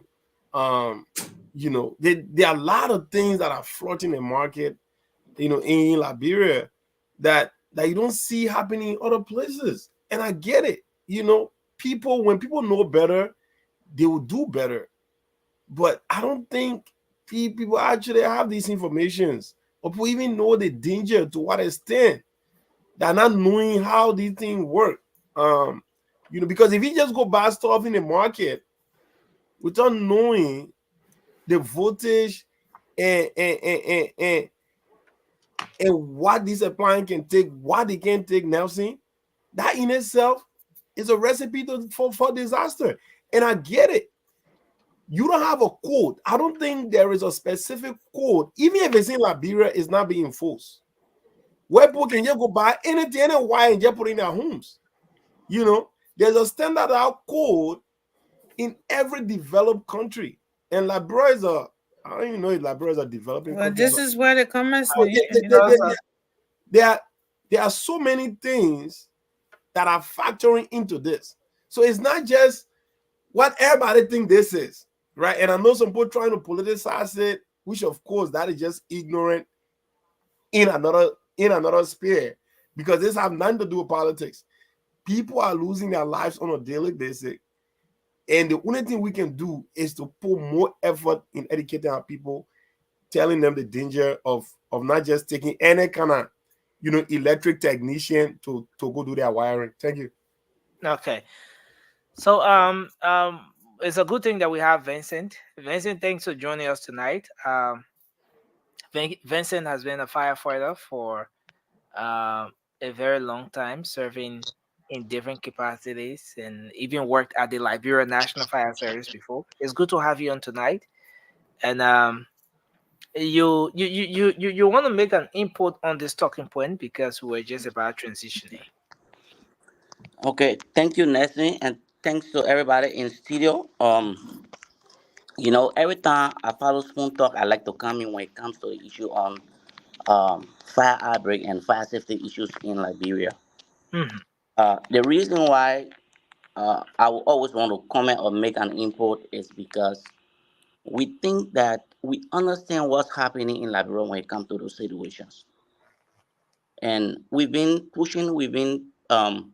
trying to get in touch with the requisite authority to ensure that our recommendations can be heard. All right.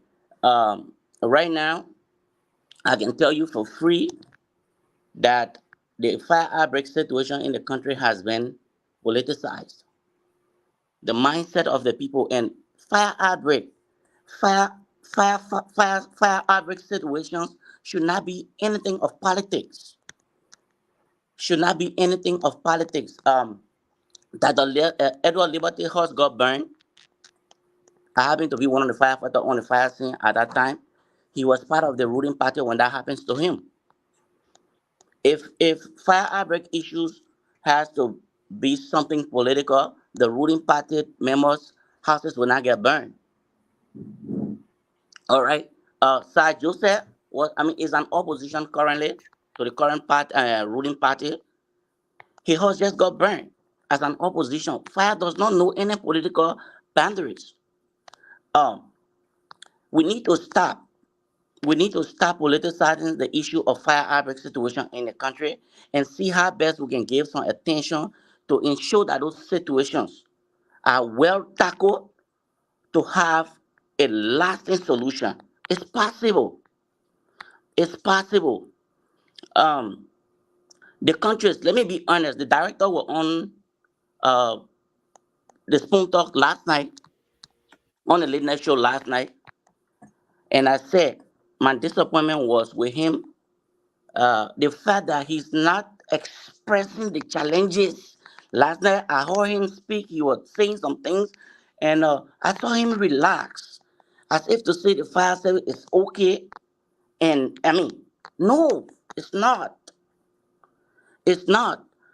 I expected him, but again, when you critically analyze it, people will misconstrue him when he starts to present all of the challenges that are there. All right? They will misconstrue him, and probably the support that he might need, he might not get it. He might not get it. Again, the issue of fire outbreak situation in the country, trust me, the government alone will not be able to handle it. I can assure you, the problems in Liberia is so huge.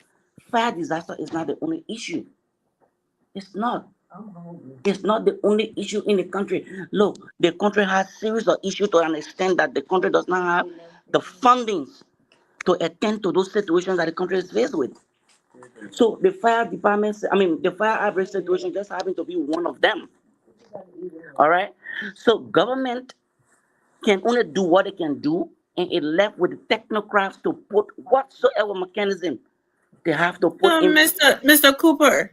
Yeah. Don't you think that I know that there are a lot of problems, but when it comes to the fire, where there's like instant deaths, people are dying like constantly instead of the others problems. You don't think they need to pay attention to the fire and since it's killing people like constantly like this? And don't get me wrong if I say the fire outbreak situation is not the only issue. All right. Currently, fire outbreak in the country is a major concern. It needs an emergency response to be handled, right? There's an urgent need. But again, the reason why you see I mention that the fire outbreak situation in the country is not the only problem. There are a lot more problems in the country that the government cannot just give all of the support they have to give to those different problems. But like I said, the institutions, those that are heading this institution, should be inclined enough to put mechanism in place to be able to handle or minimize the situation with the little resources you got. You need to strategize with them to be able to handle the situation, and gradually you can go. Look, the situation with fire outbreak in the country right now, even if you get a fire department 10 million right now, it can stop what happening. Let me just carry your mind back a little bit, and some of those things that are possible to happen. When President George Weah took over as president, it did not take long. I think it was not more than 1 or 2 years. We had a fire outbreak situation in Nikutan. The whole place got burned, and he went there and built little estate structure and put the people in it. Right? It was a rapid response, humanitarian rapid response by President Weah to attend to those situations. But guess what? Right after that, maybe it was not reported, the fire outbreak that took place in the country with makeshift structure all over. If President Weah was going to keep responding to building estate for in fact, the whole library was going to finish burning. The whole library was going to finish burning. Look, I said it before, and I'm Vincent Cooper, still maintaining this. I'm not discrediting the fire department. I'm not. I know the fire department. I know the ability of the fire department when it comes to fire investigation. I'm talking about a full investigation to determine an actual cause of a fire outbreak in Liberia. The fire department does not have the capacity. I'm telling you. I'm telling you. Look, I'm telling you. I know what I'm saying. They are doing their best. You go any part of the world, anybody who listening to this show tonight is a firefighter, is a fire investigator. I'm talking about season 1. We know that before you determine the actual cause of a fire outbreak situation, there are steps. And the first step is to preserve the fire scene. Preservation of the fire scene can lead to determining actual cause. That's the first step. None of our fire outbreak situation in the country has been preserved. A scene has been preserved. I'm telling you. The only way to know a reasonable assumption. I mean, I said it the other day. Reasonable assumption is the basis of our investigation report. We would and it's part of our investigation. You will get information from the bystander, you will get information from the property owner, you will lead to other things, and it will give you a clue that this is the reason of the fire outbreak. But for you to be able to determine, maybe if we rent, it acts on fire, sometimes it leads to you determining that fire caused by a forensic means. We do not have the capacity, we do not have the ability. If we just want to be realistic and we want to do better, we need to understand where our problem lies, work on it from there before we can move on. I'm telling you. You know, that is serious. It's very concerning. And Ture, I see your hand up. You're gonna come in, but how long is it gonna take us? Okay, to get there? And I'm coming. I just want to put all in one because I see Ture hand up. Ture has his hand up. He's gonna come in. But how long is it going to take us to get there? What is it going to take us to get there?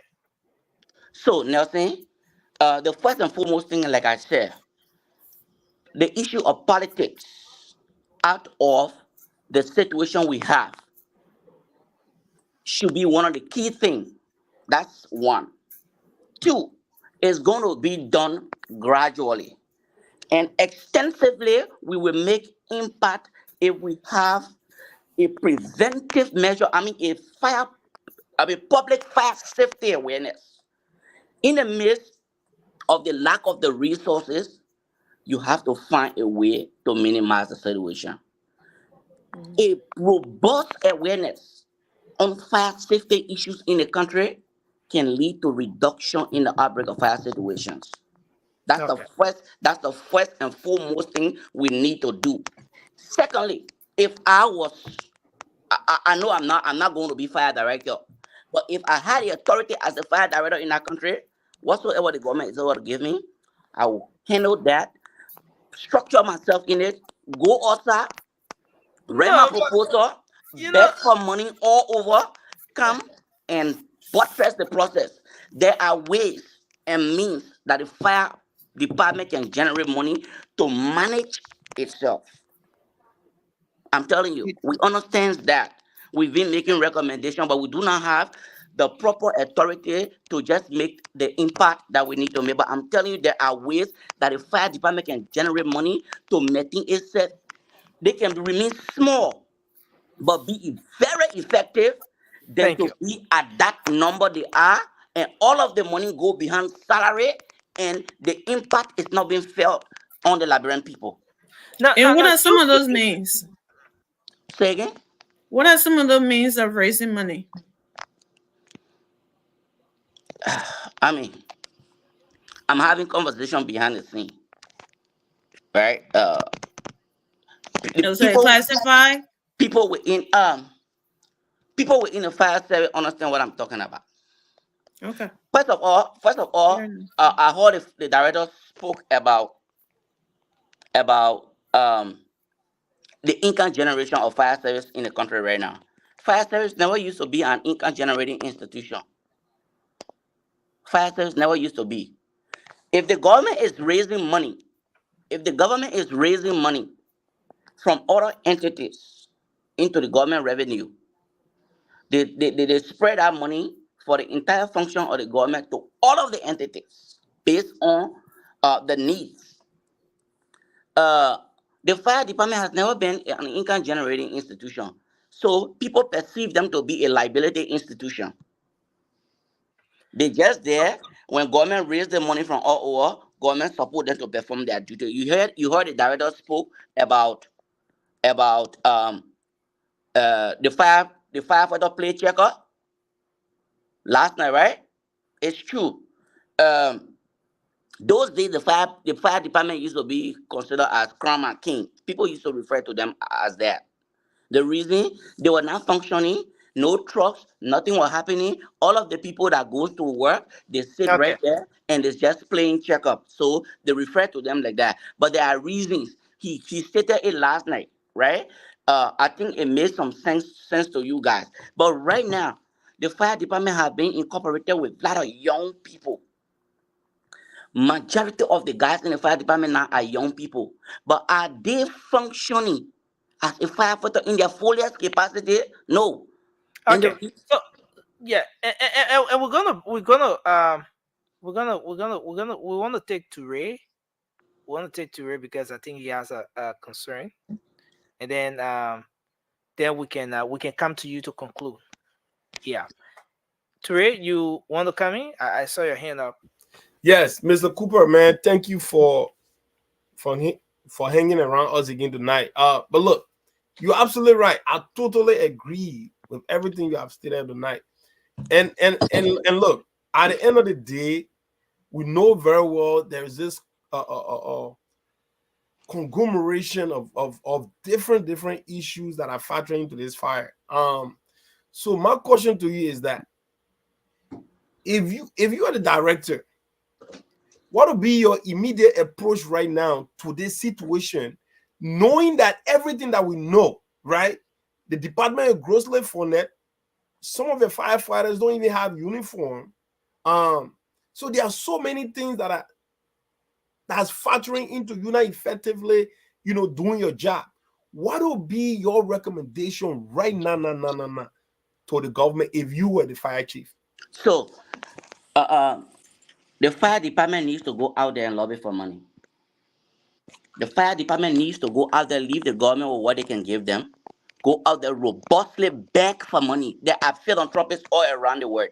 Make the fire safety cases you have in your country, and people will come to your aid. Look, I can tell you for free, there was a church organization that saw when the fire department was really striving. One piece of equipment was not at that station. They came to the United States from place to place, fire station to fire station. The people carry protective gear. I mean, not protective gears, but break-in tools for the fire department. We were astonished. I mean, the people does not have any technical understanding of firefighting, but they were able to lobby and get assistance and came and donated it to the fire department. Whatever the fire department who understand the technical aspect of the firefighting and all of the challenges that it fails with, you think when they get on the lobby spree, they will not be able to make, they will not be able to get the support they will get. But lot of like the director said last night, a lot of conversations are ongoing. We've been speaking to other partners that are willing to come in and make some changes. Probably it might get better. But for me, I see it getting better provided if the director will be robust in coming or exploring all of the means to make the fire department vibrant. Look, I got a personal business entity, a private fire safety firm that I started in Liberia as a business entity because I knew that the fire department have, I mean, their functions are limited. And let me just tell you one of the problems the fire department have. The policy, the fire safety policy in the country is too weak. The fire safety policy in the country is too weak. It limits the fire service operation. Wow. And because of, yes, I'm telling you, and because of that, we've spoken to lawmakers, some lawmakers, to see how best they can go back, help to strengthen the fire safety policy in the country, to give them some authority, to give them the opportunity to do a lot of stuff. Mr. Cooper, this is very interesting. I want you to avail yourself. We're gonna have a conversation behind the scenes where we can have you make an appearance on the show next week, so we can dive into these issues. It's important because we might not have the luxury of time to have you exhaust most of those issues here. Just as we afforded the head of the fire service the opportunity to come on, we're going to do that. Just let us know. We're going to talk behind the scenes when you will be available to come, and we can have you to come on anytime next week. But again, we really appreciate you for being here tonight. And anything you want to say in closing, just before we make our transition? We have limited time to be here. Okay. So, the issue of fire safety, I mean, fire outbreak in the country is so challenging, and the challenges are so many. You can have the time to exhaust yourself well when you come on a show like this. Nelson, like you regularly said. So having me on to come and discuss a lot of the issues. We're gonna have you from the beginning of the show. At least then we can have the time enough to really exhaust a whole lot. Yeah, it will be an opportunity. But my little advice to the victims, look, my heart are out there to them. I feel their pains. I know what it takes. Like I said the other day, to struggle, make some, fortunes for yourself, you and your family. In no time, everything just go down. Like the sister just said, her children can't even go to school. They got nowhere to be. It's so frustrating. But I'll also come to appeal to them to not be carried away by any kind of political institution that want to use their situation to lash the government. This government, I believe, that is a very responsible government. I believe the approach they are taking. Look, let me tell you, if you see today, some people say Honorable Bwaka is not talking. There are reasons. They've understood a lot of things. And the way they approach people, want it to be, is not like that, because there are a lot of things behind the scene. But it's something good that you will come out to tell the people what are the plans that you're putting in place to curtail the issues, to give them some hope. I will appreciate whatsoever little plans that are being made behind the scene. Let them just come out and give the Liberian people some hope. And I will also want the fire service director to put on his shoes of being very robust to address the issue. The issues are so many, and if you allow them to override you and entangle you, trust me, you might not be able to even attack it. You might not be able to solve it because you will not know where to start from. It's so many, and our legislature needs to make up time to see how best they can come to the aid of the fire service and start addressing some of the issues. Like I proposed to one of the lawmakers, and not one but two or three of the lawmakers. I told them, I said, if you can make this a legislative project in your district, to just come and beg outside. You can go Europe, you can come America, you can go anywhere around the world, beg for one small fire truck that will even just take 500 gallons. Go and take 10,000 jet bill, someone has structured that the fire truck will park on and build one room to keep the fire service active in your district. The fire department has 700 employees, like the director said last night. Those 700 employees are not on the scene fighting fire. If you have all of those places have at least one small truck, the director will start taking the manpower and deploying them to those places and making sure that the effect of the fire department start to reflect on the people. Right. Well, thanks. We appreciate you tonight, and we look forward to having you. Yeah. So to conclude, Nelson, I would like our people in the country to avoid politics from what is happening with fire outbreak situations. Thank you. Yeah. Thank you very much, sir. Thank you. And thank you guys for having me, and thanks to all of the panelists. Yeah. Thank you. Thanks a lot. Thank you, Mr. Cooper. Thank you for stopping by. Yeah. Vasco, it's good to have you on the show tonight. I see you're joining us from a regular location. It's a good thing that you're on here tonight. But we're not going back to that topic now because we're making. That's what I mean. Few small contribution to the whole. Vasco, do you want to say that this fire thing is spiritual again or what? Nelson, I can't take it all the way back there for hours. Let move. Wow, we'll move. I can get my info, Nelson. I've been monitoring the show while driving coming home.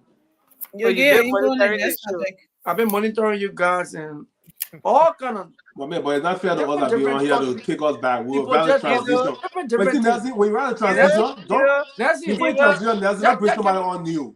When you transition, they bring the person. But man, you were on another show today. Okay. So wait now. Let's do this. Let's do this, Vasco. You know what we'll do? Let's come up with the next discussion. You will weigh in your thoughts on everything. Yeah. So let's do this. No problem. And we also have time for closing. You're gonna have the time to close as well, Vasco. Exactly. But it's very important today. This whole issue with drugs in our country is concerning.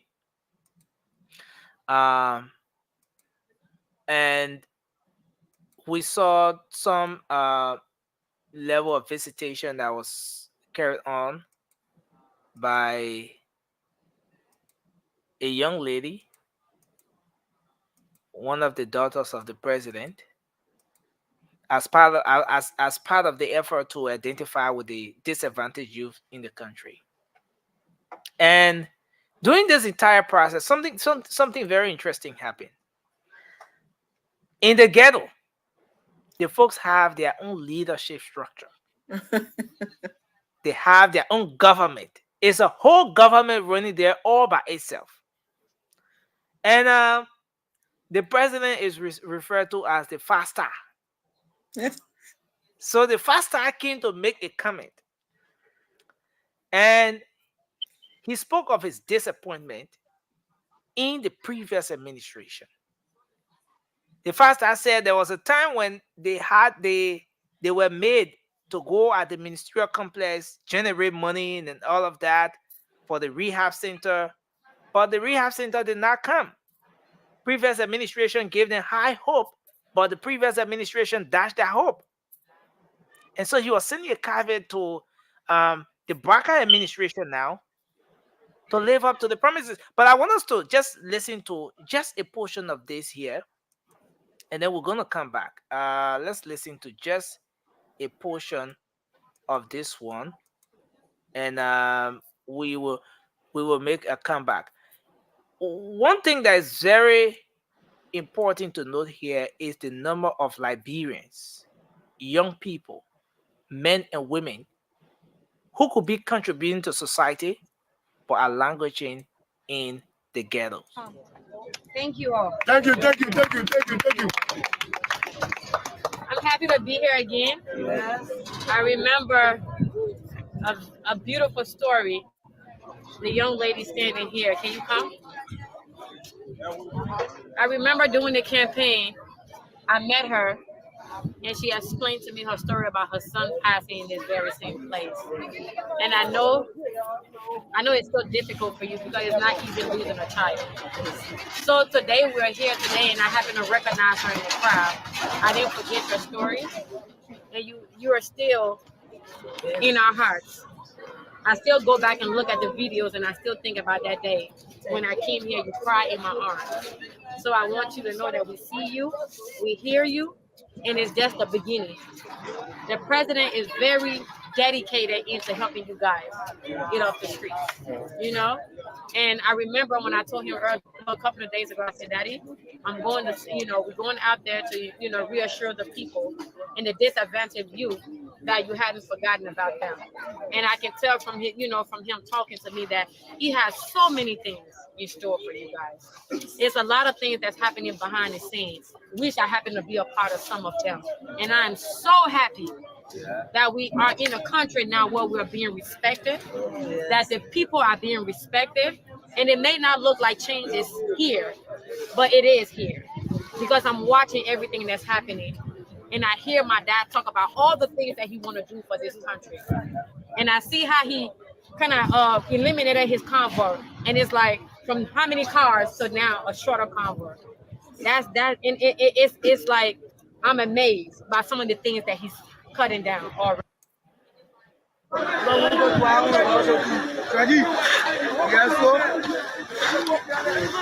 So here the number is mixed. You have some of them in the 20, 30, 40, 50, 60. Yeah, I'm saying 60 because I just saw a lady who might be around a 50 of good homes. Oh, it's a lot of them.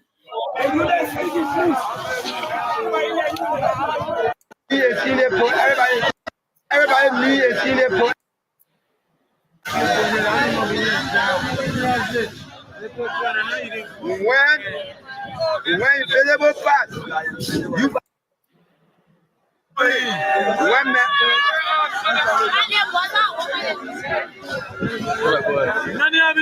available pass, you are raised. When we raise our own money,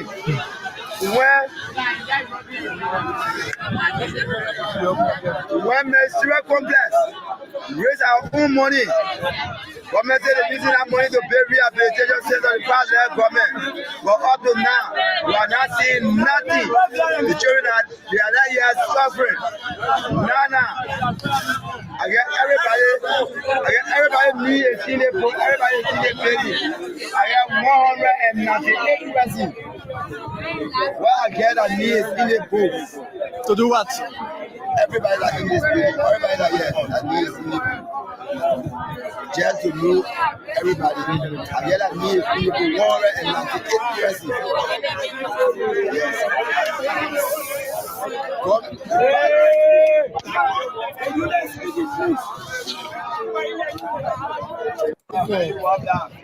Let me conclude quick. So, Joseph Numa Baga, Honorable Joseph Numa Baga, will pay attention to us. President Ajay buried 2 yesterday. Wow. Yes. President Ajay buried 2 yesterday. Okay, Pastor, we need a statement from you. Yeah, I get. Tell the woman that we tell you to really come here soon and settle the rehabilitation center. Because just 2 months and this year, I lose 28 persons. I just buried 2 yesterday. Wow. Yes. So So there you have it, and it's a lot. We can go through the entire thing, but there it is. The folks, hundreds of young people languishing in the ghetto. You heard the leader, they call him the faster or whatever. He says he has a book. He has a membership of 198 persons just in that particular spot. So many of them are dying in just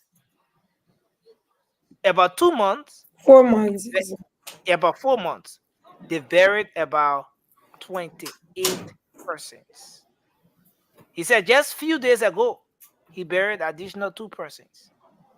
And he said majority of the people, the young people there, are dying of tuberculosis and other illnesses. And then he's calling on the government for some intervention. He wants the government to intervene, come up with a rehab, since in fact the previous government did not do it for them.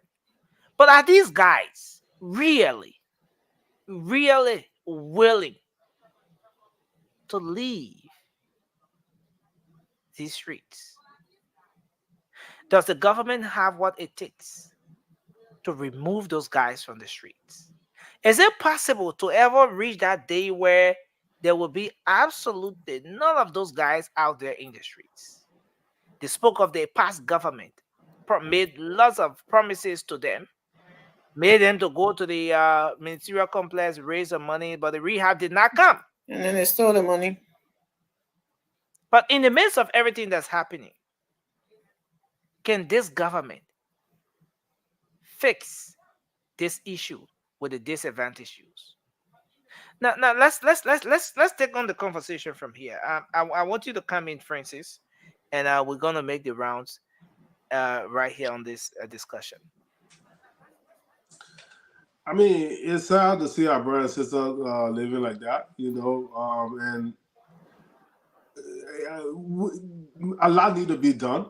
But to answer your question, no government can eradicate homelessness or drug addict and things like that. They can only minimize the effect on the community by funding rehabilitation centers and also job creations, because these guys are hooked on drugs. Even in the U.S., that has the best of the best, there are still addicts in the street.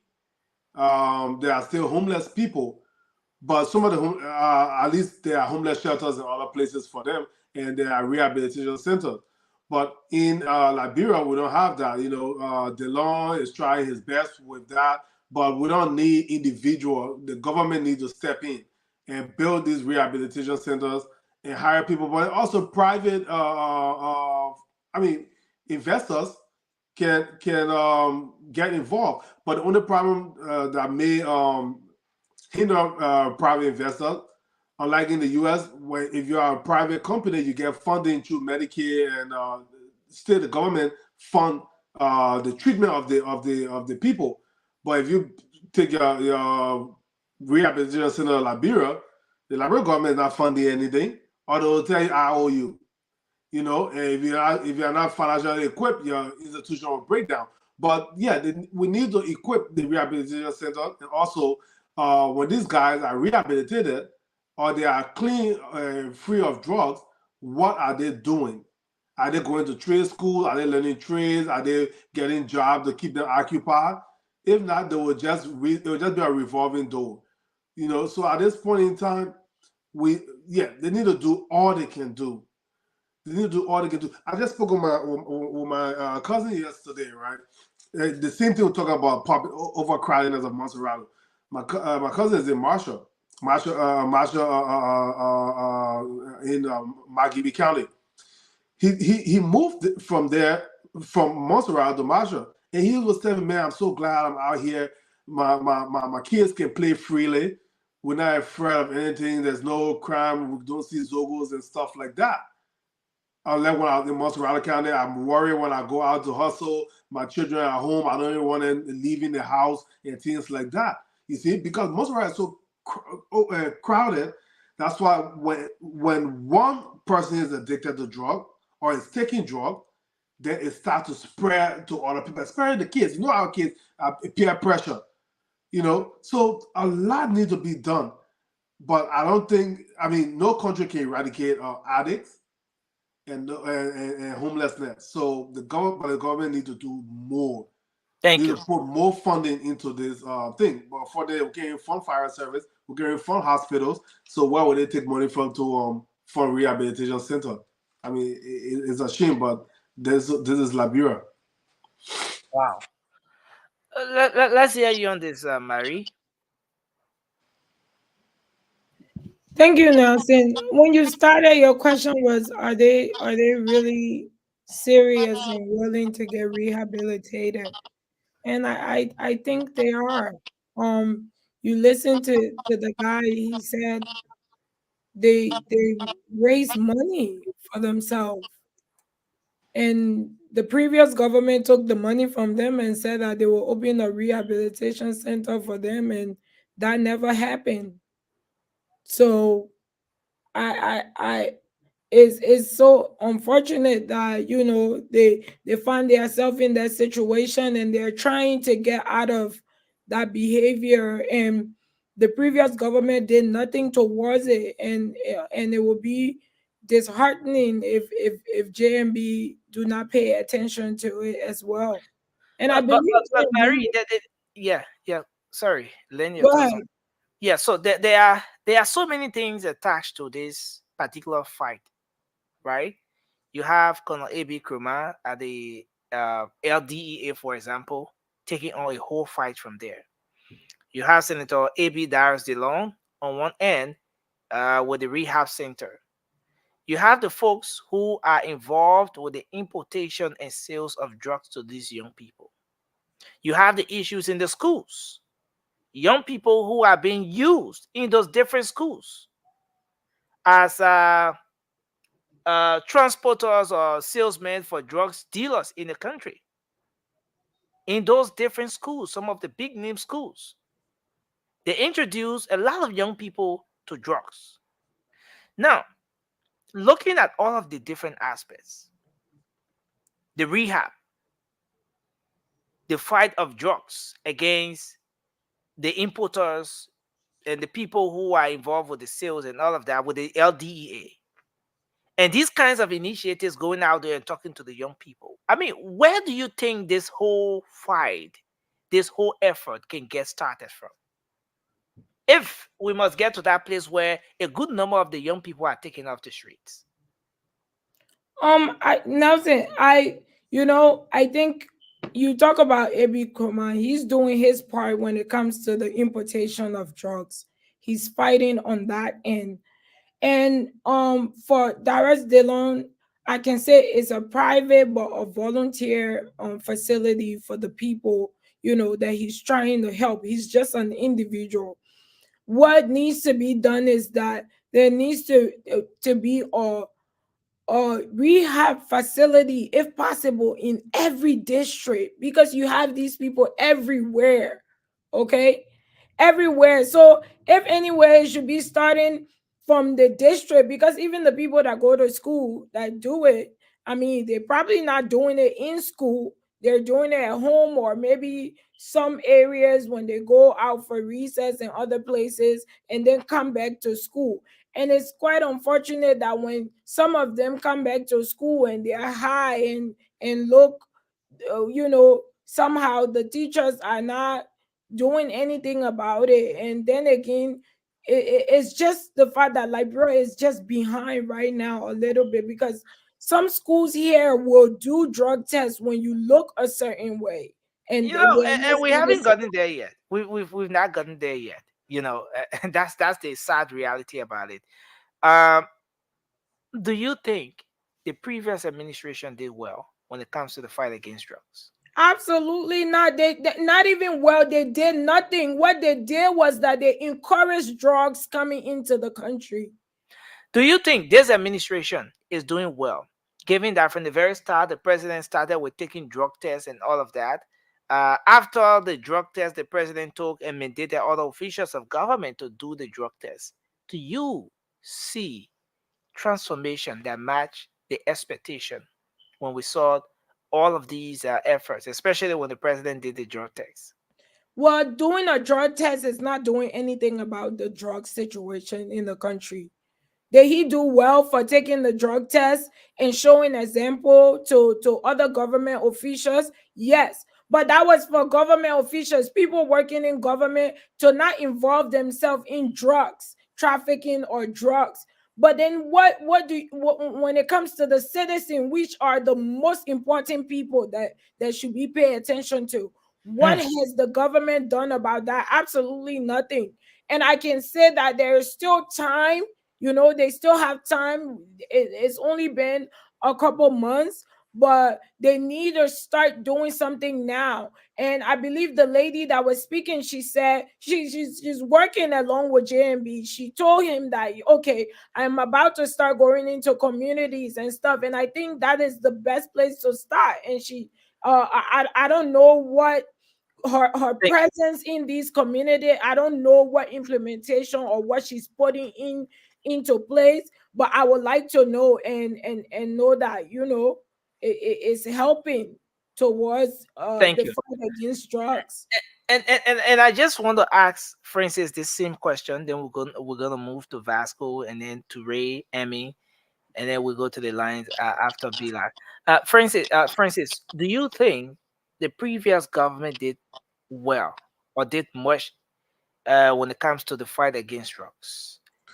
I mean, like Marie said, no, I don't think so. They didn't do a lot, and even the current administration, the current administration, the LDA is doing a lot better than the last administration, because as we see, they have no funding yet, but they have been making efforts to go after these dealers and things like that. So they're showing the enthusiasm, the motivation to want to do the job. So if they are funded, I can assure you that they will do a lot better. And the drug will not be 100% eradicated from Liberia, but you will not see it on the street like it is now or in the past administration. So I will give this government maybe 40% on implementation, but the last government, they flooded the country with it. So okay, so let's take Vasco. Vasco, let's hear your take on this issue, and you can also tell us as to what do you make of the performance of the past administration when it comes to this whole fight against drugs, and even this government, considering that we started up with the president even doing a drug test, trying to send out a message as to how serious his administration will be when it comes to fighting drugs. Do you think this government has done much when it comes to addressing this issue, given the kind of energy everything started up with? And then your government, the government you supported, do you think they did much to eradicate the spread or the use of illicit drugs in the country? Thank you, Nelson. First of all, let me correct the guy that just spoke, saying that the interview you played, saying that they went at the invisible pack and they generated money and the government took their money and all those stuff. That is false. Zogo never went nowhere to generate any money and people took their money from them. So that is a big lie. Okay, so but listen, when it comes to the fight of the drugs issue in Liberia, my own government that I supported and continue to support, I think they didn't actually do well, but they did some good things. And no, Vasco, you gotta pick a definite statement. No, that's why you interrupted me. They didn't do well, but they did some good things. Such as so they didn't do well. What do you mean when you say they didn't do well? What should they have done well? And were you a Zogo before? I put too well. No, but there were some good things. Such as? Thank you. Just I think 2 days ago, April 11 or April 12, the current president attended a program that graduated 126 persons. And that program was initiated by the CDC government. Those children graduated from there, and the president was sitting right there. And I also just sent a video. I sent almost 2 videos to you, Nelson. I want you to show these people what the government did or what the government was doing when it comes to the rehabilitation center that the government was working on until they left power. You got it. That's what I'm saying. I won't tell you yesterday the government did 100%. They did some good thing. The president was working on a $13.9 million for the issue of drugs. They had a fundraising. And that fundraising, the United Nations, they are also part of that initiative. That's why they say government is continuated. So where the CDC government stopped, the Unity Party government should pick up from there. The facility is there. They already started the work. They have a program through the Ministry of Youth and Sport that children been going there and they even graduated the first batch of people. So it is up to this government to continue from where the CDC government stopped. That's what they call government. So nobody should come here. You're always talking, say no, nobody should play politics. Even the great United States we're in right now, they cannot even curtail the issue of drugs. Then a Liberia who don't even have that sophistication. So who got more than who to even when some of y'all know I'm from Lofa County. To enter Lofa through Guinea, to where I can tell you, they got more than 50 different entries. You can just jump over the water like this in Liberia. And these are the places coming from the Nimasa. We all know the whole drugs issue in Sierra Leone. Majority of the drugs coming to Liberia, that's where it's coming from. Catching the people that are smoking the drugs, it won't solve you any, it won't solve any problem. Taking them to jail won't solve problem. The people who should be targeting are the people that are bringing in the drugs. And those people that are bringing in the drugs, those same guys you have in the DEA, they want to get rich. They know them. They know them. Like I said it last time, like I said, they know the drugs dealer. A.B. Kurma know the actual people that are bringing the drugs in the country. Okay, he go to them. He says, yeah, in Ghana, he want to get rich. So they want to be chasing the children in the very ghettos. Two others says, yeah, why should they want to they will chase question. people in the ghetto and break it down ghettos, but they won't. They will not arrest the actual people. Hold on. Let me learn. Quick question. You know when you're talking, the moderator have to ask you a question, yeah, Okay, right? go ahead, moderator. Hey, temper attention, you ready to throw. Go But ahead. number one, you use the statement that is Zogo then like no Zogo raise fund. That's why I asked if you was a Zogo before, how you might to know that. And number two, you saying that A.B. Kurma know the drugs dealer and there's something. There were $100 million bust of drugs. After that, what it was like 40 million. After that, and Amy always in my head. Something. But A.B. Kurma was nowhere near drugs you guys, agency. And you those guys- people were let go. Was that A.B. Kurma doing? Listen, you guys, what to forget? Even the United States government, they held the president, we are government, for tracking those drugs that were coming through our post. Pastor, please start lying. Go on the. Can you show us the way they held them? Can you show Nelson, us where are that? you? Listen, I have a question, Pastor. If your president did not build embassy- any drugs facility, where did they conduct the 100 people that graduate? Where they did the rehabilitation at? You see what it did here? Yeah, where they did the rehabilitation? Nelson got a video. That I sent a video to No, Nelson. tell me where they did it. So That's you what I'm said that saying. drug we are conducted, and where did they do the Go on the rehabilitation? Executive Marshal website and you will see your president sitting right there. Joseph Boakai could go to Dallas, they don't own it. He said that George Weah do it. Tell me if George Weah did it, where did they? He didn't build any rehab center. He did not build any rehab center. We shouldn't do a show like this. Did he build a rehab center? A lot of people listening to this show. Even the children are graduated. Even the children are graduated. Their remarks and things. The little girl that spoke, she's making very clear how she was doing prostitutional work in the street. She was how many years old she going into the street, and it was through the George Weah administration they took them from the street. Why you think the government is not continuity because they happy now they graduated on the there's no argument here for that. Let's go. We know government continue with it. Nobody arguing with you. The Ministry of Youth and Sport did a lot of good work. That's why you see, I never just want to come here and talk. Somebody else coming. Thank you, I sent the video to Nelson. Thank you. I think it's my time. Yeah, thank you, Vasco. Go ahead. Thank you, Vasco. Vasco, you see, I will interrupt. Vasco. No. Nobody was interrupting. It was a question.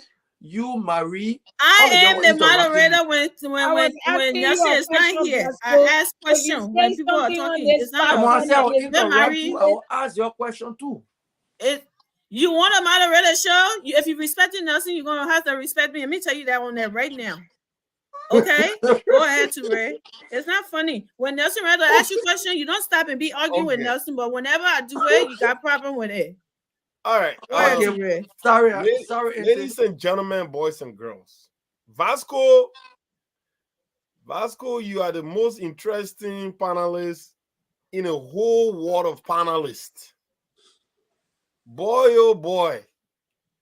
Multi-talented Vasco, the man I can hang himself up at the same time be able to lose himself at the same time while in flight.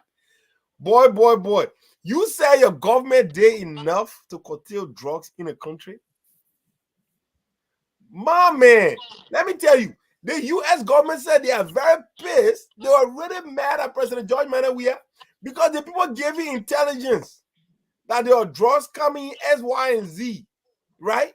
You did well to capture the drugs. Then guess what? After you are successfully apprehended all those that were associated with that very drugs, you let them go. Come on, bro. Yeah, it's right there, Vasco. How can you then come here and tell us? And that was the largest drugs bust in the history of Liberia. For the record, Vasco, that happened under your administration. And all the corporate, all those that are associated with that drugs, they were all arrested. And guess what? The very judicial system under your government let go of all of these individuals. And the moment they were released, they all left the country. All right? But look, though, the intervention that this administration, for at least what we saw that young lady doing today, and Marie touched base on it. I think little things like that helps a lot.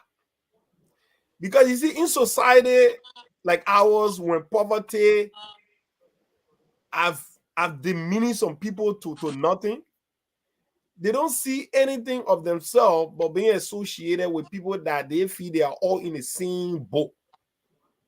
So that helps to keep them company. And that's what is happening to a lot of our young men and women in our country.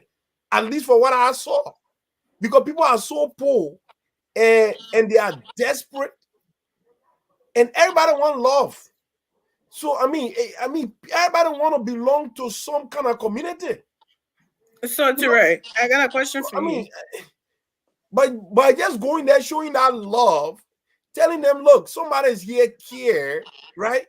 Consistently meeting them and sharing that moment with them, right?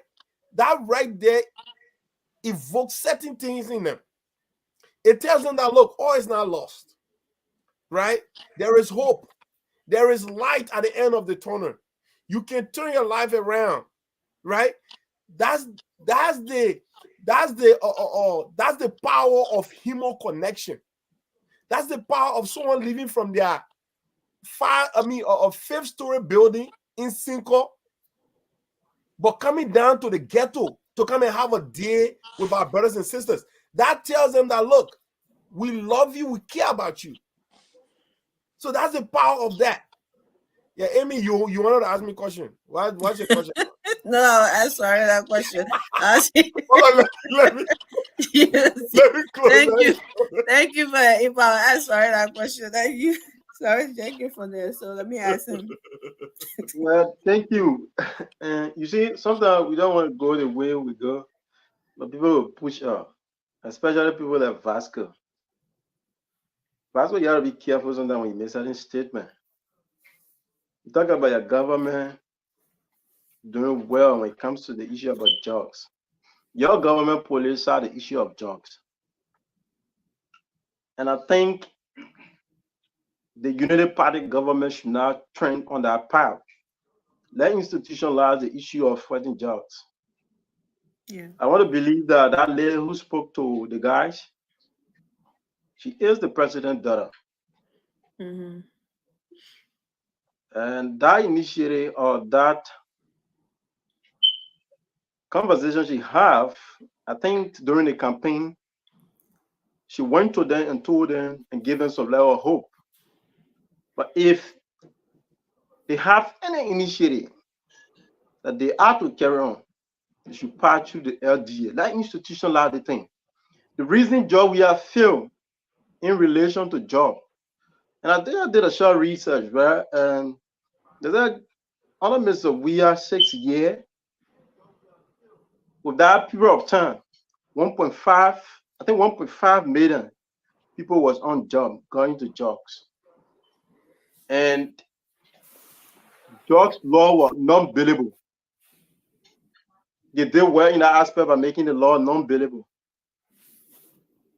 The issue about fighting jobs, they put it sassy. They wanted to certain group of people, they put them on the side. Oh, the president is doing this. It was not institutionalized. So at the end of the day, the holistic result we're not getting as the government. So we say that our government support the LDA. And we can see the trends of the LDA from the previous stage, and it's encouraging.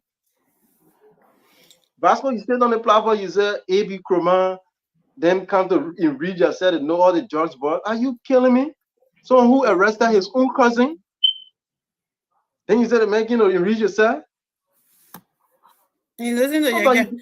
But sometimes you have to get a share or a two-man politics, start following. I know that particular place you came from talking about, the job we are government initiated people who were taking drugs and put them into rehabilitation. That post you relevant as it do.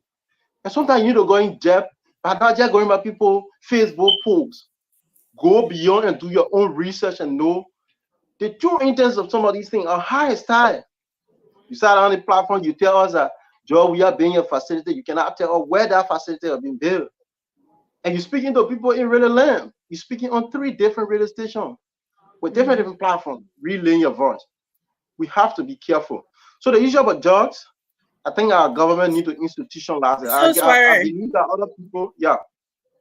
You said that the like what we just seen with the lady, the president's daughter, going in the community, it should be through the DEA. I mean, I see that as a a personal thing. If she went to them doing a campaign and did that, you think something wrong with her going back by herself without the DEA to do the engagement and stuff that she did? So I said, if there's any funding, she spoke on behalf of the president. So I spoke with my dad. My dad gonna do things about this thing, and we'll come back to you guys, and I'll listen to her though. If there's any funding, if there's any initiative, because the issue, what they are doing, if you listen to A.B. Kroman, he has tickets of fighting drugs. The issue about taking people, putting them in the justice system, which is people who bring the drugs into the country, that is one aspect. Rehabilitation, wherein he behind the government, the Benton area there, that they have a building there that building should be fixed. I think she should work in line when it comes to that aspect. She should work in line with the LDA so they could get it from that angle of the institution. No, we cannot. They can always say, don't get a hit to somebody and take out the turn, right? So I think in my own right mind, it will be very prudent and achievable when they should have done it that way. So I'm not saying she going there to get people some level of relief. It is not bad though, but I'm talking about the issue about when NF funding is coming. It should not be like we saw WIA project and other projects around. It should be done through institutions because we like Mr. WIA for not being institutionalizing things. So I think we should better do it from that angle. So that's what I mean. You think these people will feel more connected to her by her going and not trying to be like some of us pushing out Kurukwa as much as we can? She go in there with, I talk to my dad and you know, stuff like that. Is that really impactful? Like, I know she's trying to relate to them, to connect with them, but should she be going there being, you know, like all serious, like, or trying to go down on her Kurukwa level and something? Because I always heard people want people to be like that with them. So since you just came from there, that's why I decided to ask you that question. It is very good to speak to the people the way in which they understand and come down to that level. We may hurt, we may not like George Weah as a president, but the social aspect of Mr. Weah is something that he co-accept with the people. He play checker with the people. He does some things that make the people admire him, right? So I mean, it is good that you come down to their level and make them understand that, oh, I'm one of yours, and I'm not all people out there. Because mostly when people see you speaking that front of them, they say, what kind of American woman? So she coming, she telling something, they say, when you hearing it. So that's like bureau from another angle. So it is important you speak to the people in a funny manner they understand. I mean, by speaking in Kolokwa, there are people who are cared about that. Oh, she can speak Kolokwa, so you know, Liberia is a gullible society, and so people got it. People, Yeah, I asked that question because I always heard people saying that don't go there and go be speaking your CV, try to fit in with people, you know. So that's why I asked that question. Thank you. You know, and this is important, you know. I mean, so are you guys? Can we go to the lines now? Can we take? Okay, I see Ture here. All right, that's why important. So Nelson, I look. I mean, I totally get where Brother Sari is coming from in terms of not trying to you know, have so many branches of this fight against drugs and all of that stuff. Yeah, bro, sorry, I listen to you. It's you know what I mean. You made a, you know, a zillion point there. But this right here, I think what this lady effort is, this is to like just connect with the people in terms of feeding, you know, in terms of just having a day or two of them. They are not going depth into clinical, into like, you know, arrest and all that stuff. This is just, you know, like cooking some kind of food and going, taking some boom bars or play some music and just chill them and just, you know, and just have them have that sense of community, right? Outside of their own little thing they got going on in there. And she really immersed herself into them too, though. She was not somebody that, I know some people when to go there, they want to stay away from them a little bit. Where's she coming from? What? Where that woman coming from to be $1? She said DNA. her dad, so I don't know if you know whatever. The Jack coming from different uncle and the come down. But when they come inside all kind of small group. That's cool, man. Vasco. People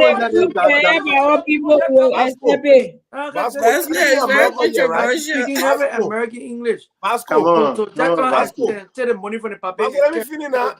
Let me talk about when you talk. You see that lady look at the papa?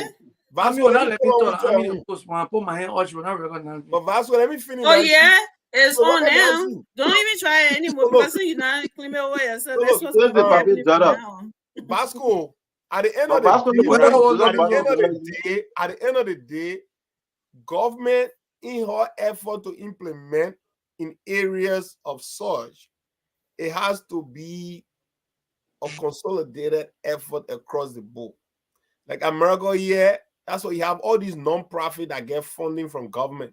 So long you have a well-intentioned, right, effort in helping anyway. It could be your own community. What you want to start or study class group for youth in your community. You craft something decent that makes sense. Guess what? The U.S. government will give you money to have that in your community, right? So if every community can have that, government is willing to put money there. Not too much money. What she ready went Thank you. Nelson, can we go to the phone line, please? What she ready went there for? What she want to do there? But you didn't see anything no more doing that. What is she was doing there? She was there campaigning. Okay, so folks, we'll go to the phone lines. We'll go to the phone lines and take few calls because this is very important. I can answer you while she was there. We can go to the phone lines. 055-101075. Let's have the number up, and we can take some calls now. We will take calls direct. I know you just start me. We're gonna think here tonight. I'm talking again. I got one talking now. If we tell you to recruit and bring one of your men here, I'm just putting it back. Keep on. So guys, you have to protect Vasco. You gotta give Vasco. You don't see Vasco fighting me, so I'm not even protecting him anyway. We want to protect Vasco, but Vasco can be saying outlandish stuff here. Vasco always saying some lousy stuff.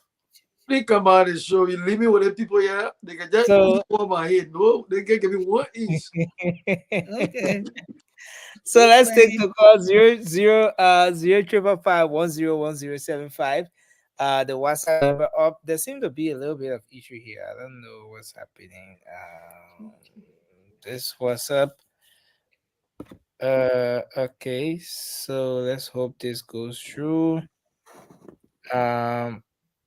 Okay, so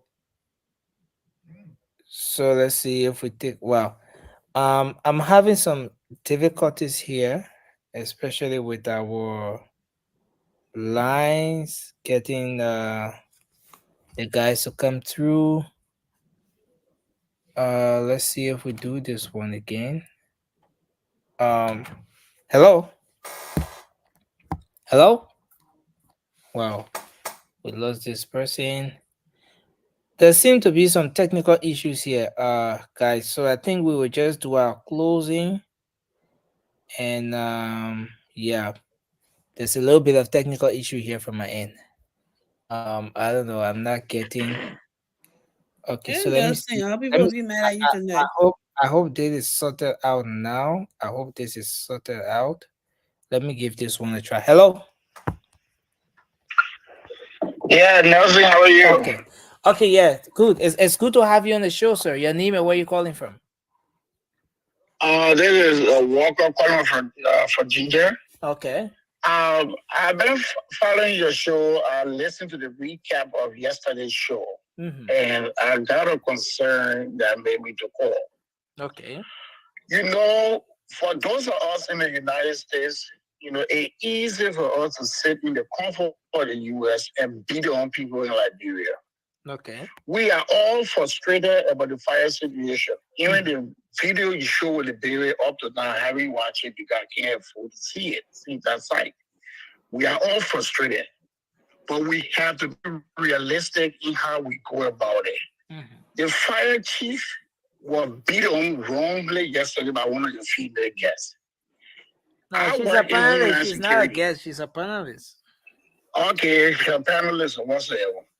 I work in Homeland Security here. There are people who are in rules what you call just in case. Some of these people, they don't perform anything. They still get paid. We got them in a rule because if something was so happy, they will be able to be there to respond. The idea of the fire station, visit any fire station in the U.S. is not much of a difference. And we sit here and try to compare Liberia situation with the United States. It is unfair.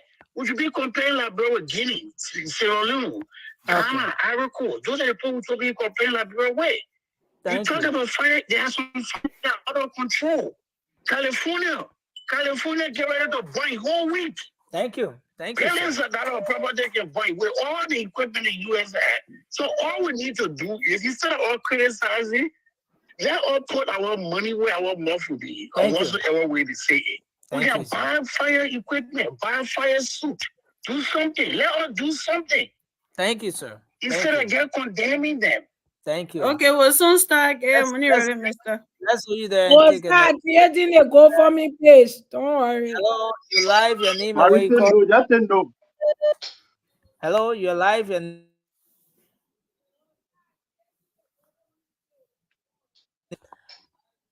people, you don't call the number direct. Hello, you're live on the WhatsApp line. Let's hear you. Yeah, I'm calling from Bangkok, Thailand. From Thailand, go Dr. ahead. Gonkati is my name. Yeah, go ahead. I want to say about the trust issue. Mm-hmm. But the thing about Vasco talking, like the fact Vasco talking, but what all of them attacking Vasco, like what I can't understand. Mm-hmm. They make him a point of view, attacking him. Why? So you think Vasco is being wrongly attacked on the show, right? Sure. Okay. All right. We'll see you the link. Thank you very much. Yeah? Thanks a lot. Thanks for contributing. Let's pick another person here. Hello. Harry, it's great to have you on the show. Let's hear you, sir. Hey, Nelson, how you doing, my brother? Yes, sir. We're okay. It's good to have you. Good. And thanks to you again and your panel tonight. At least we get to stay up late to hang out with you guys. Enjoying the show so far. Yeah, last night we talked about this fire service, and I listened to Mick Cooper, who was there tonight. Mm-hmm. Look, one of the things that I keep hearing is this awareness. It is good. Why we agree with the awareness, I still go back to the fact that the institution is grossly underfunded. That is the fundamental question that we need to stick to. This is a government institution. There is no way we can bypass this stuff. The whole issue that we got to go up there and beg for money, raise money, those are short-term issues. But to make this institution viable for the purpose of sticking to what is intended for, it has to be funded through budgetary allocation. That is a fact. If we cannot do that, we don't have the logistics, the infrastructure to fight the fire. The issue of fire, there is no definite cause of fire. People will make mistakes in the U.S. People are going to make mistakes in the developed country. You still got fire. You got fire extinguisher. You got a detector, smoke detector. You still got fire. So people are going to make mistakes. But the fact remains, how do we fight the fire? We have to have the logistics. But they are not there. That is the area that we need to focus on. And that's just my take. You can create awareness all year long. You got to develop the infrastructure, and that's the fact. There where we are in Liberia. Thank you, sir. Yes. Thank you. Thank you very much Thank for you, your Nelson. input, sir. Yeah, we appreciate it. Thank you very much. Well, guys, we will have to go. Time is that much on our side. Someone say you guys should stop beating on Vasco. But let's do our closing. Emmy, you can take over from here. Yeah, Vasco. Mr. For that book, I'm calling again. Go ahead. Sorry. Okay, look, I wasn't here when you guys were discussing about the fire situation. For me, what I have observed is that the government, You got 1 minute. the government is insensitive to the plight of the Liberian people. Look, since the people came to power, the burning issue in Liberia right now is the fire situation. A lot of people lost in their home. People are dying because of the issue of the fire. But go and look at their budget. And some of y'all here want to beat on the lawmakers. Who make the budget? The executive make the budget. They take it. The legislature they will scrutinize that budget, and where they see the needs for this thing to be done and this to be on the other side, they will make that necessary adjustment. But the fact of the matter, going through this kind of a serious crisis, look at what I was saying over the years on the show last night. I mean, he's so embarrassed. And the people, they are not saying nothing. Thank you, Vasco. I mean, Lane. You have 1 minute. All right, Lane. I mean, Lane, you're leaving. Let us say thank you, Vasco. Let's give Vasco 30 seconds to conclude. Yeah, we should do the show that way, man. Look. You had 1 minute, Vasco. Like I said, that's what I told you from the beginning. I said, the people, so, what happening right now? Look at the people crying. They're crying on the former president's name.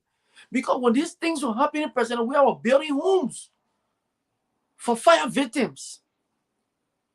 But the president is not even speaking. Nobody in the government say anything. They go on every Saturday morning, they go on a show on Punch FM to play fun. They say they're having a fun show. This is very sad. Even if you don't have the means to settle some of this issue, say something. The government is saying nothing. Nobody know what they fired me. They meanwhile in the studio yesterday. They may never told us the cause of any fire in Liberia. He was just saying we get class 1 fire, we get class 2 fire, we get class 3 fire. But nobody can tell us what happening. Nobody. Thank you, Vasco. No problem. Thank you. You're welcome. Vasco playing. All they ain't learning, he can learn when you learn. Because go ahead, sorry. I'm monitoring the time. Thank you. To the caller that said we always against Vasco. Yeah, everybody get 2 minutes now. We always clarify what Vasco said. Or always misinform the people about. Again, talk about the show. I'm not telling me that Zogo. No, don't. I asked you. Sorry. Don't miss my phone here. Don't think with me. You said a Zogo then lie. What they say never happened. It never ever happened. So I said, how you know you are Zogo before? I was there when I was making that statement. Go ahead. I'm sorry. So we always clarifying what Vasco come out to say. Vasco talk about the show. We clarify things here. We will not, because the issue, the gullibility of our society, you should take into consideration. The thing they call first-hand information or the first one going jail, like Brempo taking into consideration too much. You talk about a show, that particular show you talk about, there are actors from various ministries. The guys are not only on that platform making fun. They provide information. I mostly follow that show. I even follow the edition today. They gave various information as to how, where went their ministry or where they taking their ministry or their entity. They have certain level of authority over. So the issue about drugs, like we said, Vasco want to put it and say all other things, and we have give you numbers, and numbers don't lie. So that is our government. We don't want to be talking about the CDC government too much. We're saying to our government, prioritize the issue of drugs, prioritize the issue of fighting fire, and putting those necessary mechanisms in place and ensuring that our people get the needs and wants. So it will not be all day bread and butter. We always tell you, because it is the beginning. You have to know that there is hope from the proceeding of this government. Thank you. Amen. Okay, this is what we go again as we bring the curtain down on one of the most fascinating edition of the late night politics. But yeah, man, we should do better. We need to do better, and we're not gonna sit here because we supported Unity Party and we're just gonna keep silent on stuff that we criticize President George Manneh we are on. That's not gonna happen. I'm not looking for any handout from any government official that will silence my position on things that are criticizing President George Manneh we are for. The government have not done enough and they have to. The fire situation is unprecedented. Nobody need to tell us any. I did not live in Liberia, and I can almost guarantee you, people that are there right now, they can all agree that this fire situation, they have not seen anything like it. So, and with all that, we're not seeing the effort. We're not seeing we are not hearing the jingles. We are not seeing this increase, publicity about this issue. Even if you don't have the funds or the necessary resources to come to the people's aid right now, but you can definitely say something to calm the tension, to give them more comfort. You know what I mean? To so that's something that will give them a little bit of hope that that government is doing everything in its power to curtail on this fire outbreaks. I think that's something that we are saying. We're not saying the government have all of the resources right now. We know all of the circumstances in which this government came across, or at least the circumstances that they're taking over. So but talk, you can definitely talk is healing. Talk is therapeutical, right? For lack of better word. We talk to people understand. If you don't have money to get it put out, that's what people say. Even you don't have money to give people, but giving them that smile and that smooth talk can ease all of their desperation and their stress that they are going through. So just talk to people. People will do our best behind the scene, will come to your aid. Thank you very much, Amy. Amy, you should be the moderator moving forward. Vasco don't want to hear that. Go ahead. We'll fire Nessie. I agree with you, Vasco. The government is being insensitive towards the fire situation that is going on in Liberia right now. Because they made the budget, and in that budget there were funds allocated for government official allowance and all of the necessary things that they need, like gas and funds for their agriculture and all of that nonsense that's not necessary. But yet, such an emergency that will save the life of the Liberian people, where people are dying on a daily basis, you have them giving $2 million. And that $2 million, gas money not even there for them to get from the fire station to the burn locations. They aren't talking about water to turn the fire off. Then I'm not talking about when they get there, what sorts of consolation are they giving the victims? Like, there's absolutely nothing being done by this government. Nothing as far as it stands. And to the individual that called and said that I was harsh towards the fire chief, I'm sorry, but I stand by what I said yesterday. Because of firefighters, top priority should be the safety of the country, because that is the people he will be saving. I believe that if he did not come on Spoon yesterday for some of us to listen to the constraint that they are going through, we won't know, because nobody said anything. I mean, I heard him say he's been going on other platforms, but we haven't heard anything, and people are dying. And for him to come and say the funds that are there is only enough, maybe 90% to get them paid, and nothing to buy equipment to save the life of the Liberian people, then in my opinion, we don't have fire service. We don't have firefighters. I mean, the firefighters are there, but if the equipments are not there, then we don't have fire service. But nevertheless, we do intend on helping. Ami and I and other people, we're gonna create a GoFundMe page. We're gonna come on here. We're gonna solicit funds if we can. But is it gonna solve the total problem that is going on? Absolutely not, because it is not our job. It's the job of the government of Liberia. It's the job of the senators. I don't believe that the government, it's not just Joseph Boakai that makes the government. You have lawmakers that are in their districts.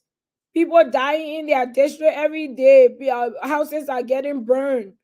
But yet they go over there to the House of Senate and to their branches.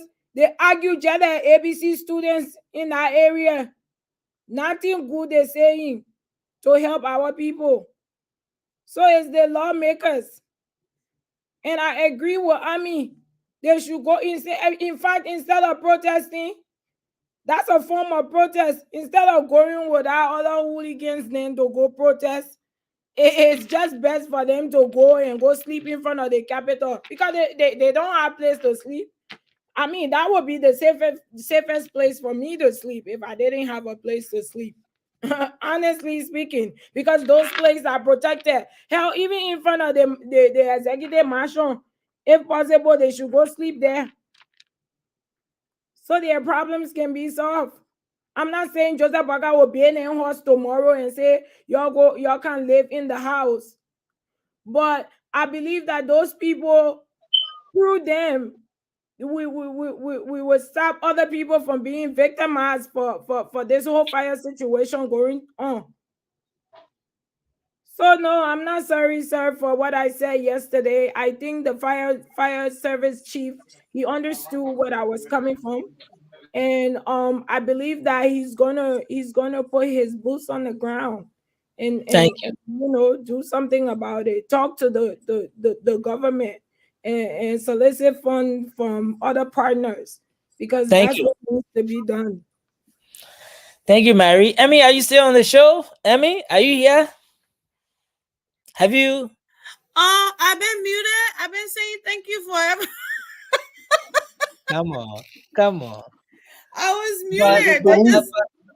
But thank you for you. Did not hear me. I was like, wait a minute. Then when you just said it, I look at myself. I like coming to say thank you because you're flowing. Yeah, this seemed to be more of a female solidarity. I was muted. I kept saying thank you, and Marie just riding. Gender and political solidarity. Because listen, Vasco was there speaking. You go again with that politics. Y'all didn't see me mute, guys. Emmy said, I gave you 1 minute, Vasco. You 1 minute. Okay, so we gave Vasco 30 seconds, and in 15 seconds, Emmy cut Vasco off. She called me off. Marie, who talked for 3 minutes. Marie, who is Marie talked for 3 minutes. The rescuer is speaking. Emmy left the rescuer, and the rescuer is left to decide I think Marie close for Shelley. Yeah. No, I was saying thank you. I didn't know I was muted. So when Nelson said, I mean, you go, I said, well, I saying thank you. Then I lift up my head. I see him. I said, oh, no wonder why. I thought Marie was ignoring me. I'm texting you.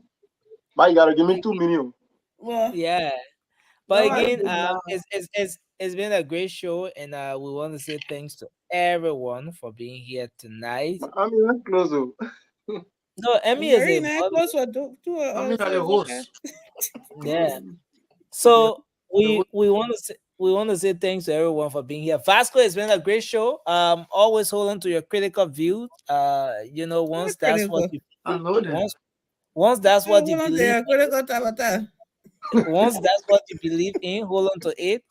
And like every other person here, I mean, we are all entitled to our views. Just a space. Vasco, hold on to your spiritual beliefs. So we look forward to being here on Monday. We look forward to being here on Monday. Until then, have a good night, everyone. We appreciate the folks in the audience. I see Marie is always in the conversation. Always. Miss Marie is always what? the comments. Maria, I appreciate No, you said we Nancy, appreciate the Nancy. folks in the audience. I said always, always. And Rudolph there, Marie Rudolph be in the saying- audience too. Yeah. Rudolph saying, Y'all I'm in cannot Jubu tell me Jubu the cause tonight. of the I don't know fire. what the So what I people want me mean. to say? If you Yeah. cannot find the cause of something, then which means It's spiritual. The guy did It's not let spiritual. you say he never find the cause of it. He said they Oh, found man, Nancy, Cause Nancy, of book something guy. is spiritual. Who said very unprofessional? Go back to that comment, Nelson. I think that's Miss Blessing. Miss Blessing was saying that the manner in which sometimes Vasco is handled on the show, you know, is sometimes very unprofessional. Not everyone viewed the show. I don't know if it's Miss Yeah. Blessings a man or woman, but I wanted to put a gender to it. She or he always something there. So See, the people that, you know, I told you, I say, yo, maybe I will become one of the famous person on the show. Your own people you're doing a great job. Your Yeah. people Think about that. easier. Your rescue You are very famous for that. They rescue us to come to massage too. And the guy is winning rescuers. Oh, Vasco is winning. That's more. not, no, I know he or she not a rescuer. But honestly speaking, I'm not here to win anybody over. I know. I know Miss Blessing, he or she is not a rescuer. I'm speaking because for she one or he always on our back when we're talking. That's how you know rescuer from Seditians. My She always fucking views, us. my views. I are hope she would take my he or views. she would take their own advice, because if you don't agree with us on this show, she or he always insulting us. So it's very unprofessional as well. Vasco So I hope you opinion take is your always own advice. respected. I don't think anyone tried to, like corner Vasco in a way that a lot of people may think. Vasco only get sort of like, like stuff when he made outlandish statement. No, or at okay. least he put his own feet in his mouth. But man, let it fast time again. Read it to go, man. It just ended. Yes, sir. I got witness now. From the CEO, stand with the squad. And your boy, Brian Dominique, Vasco better than both of you. I'll tell you about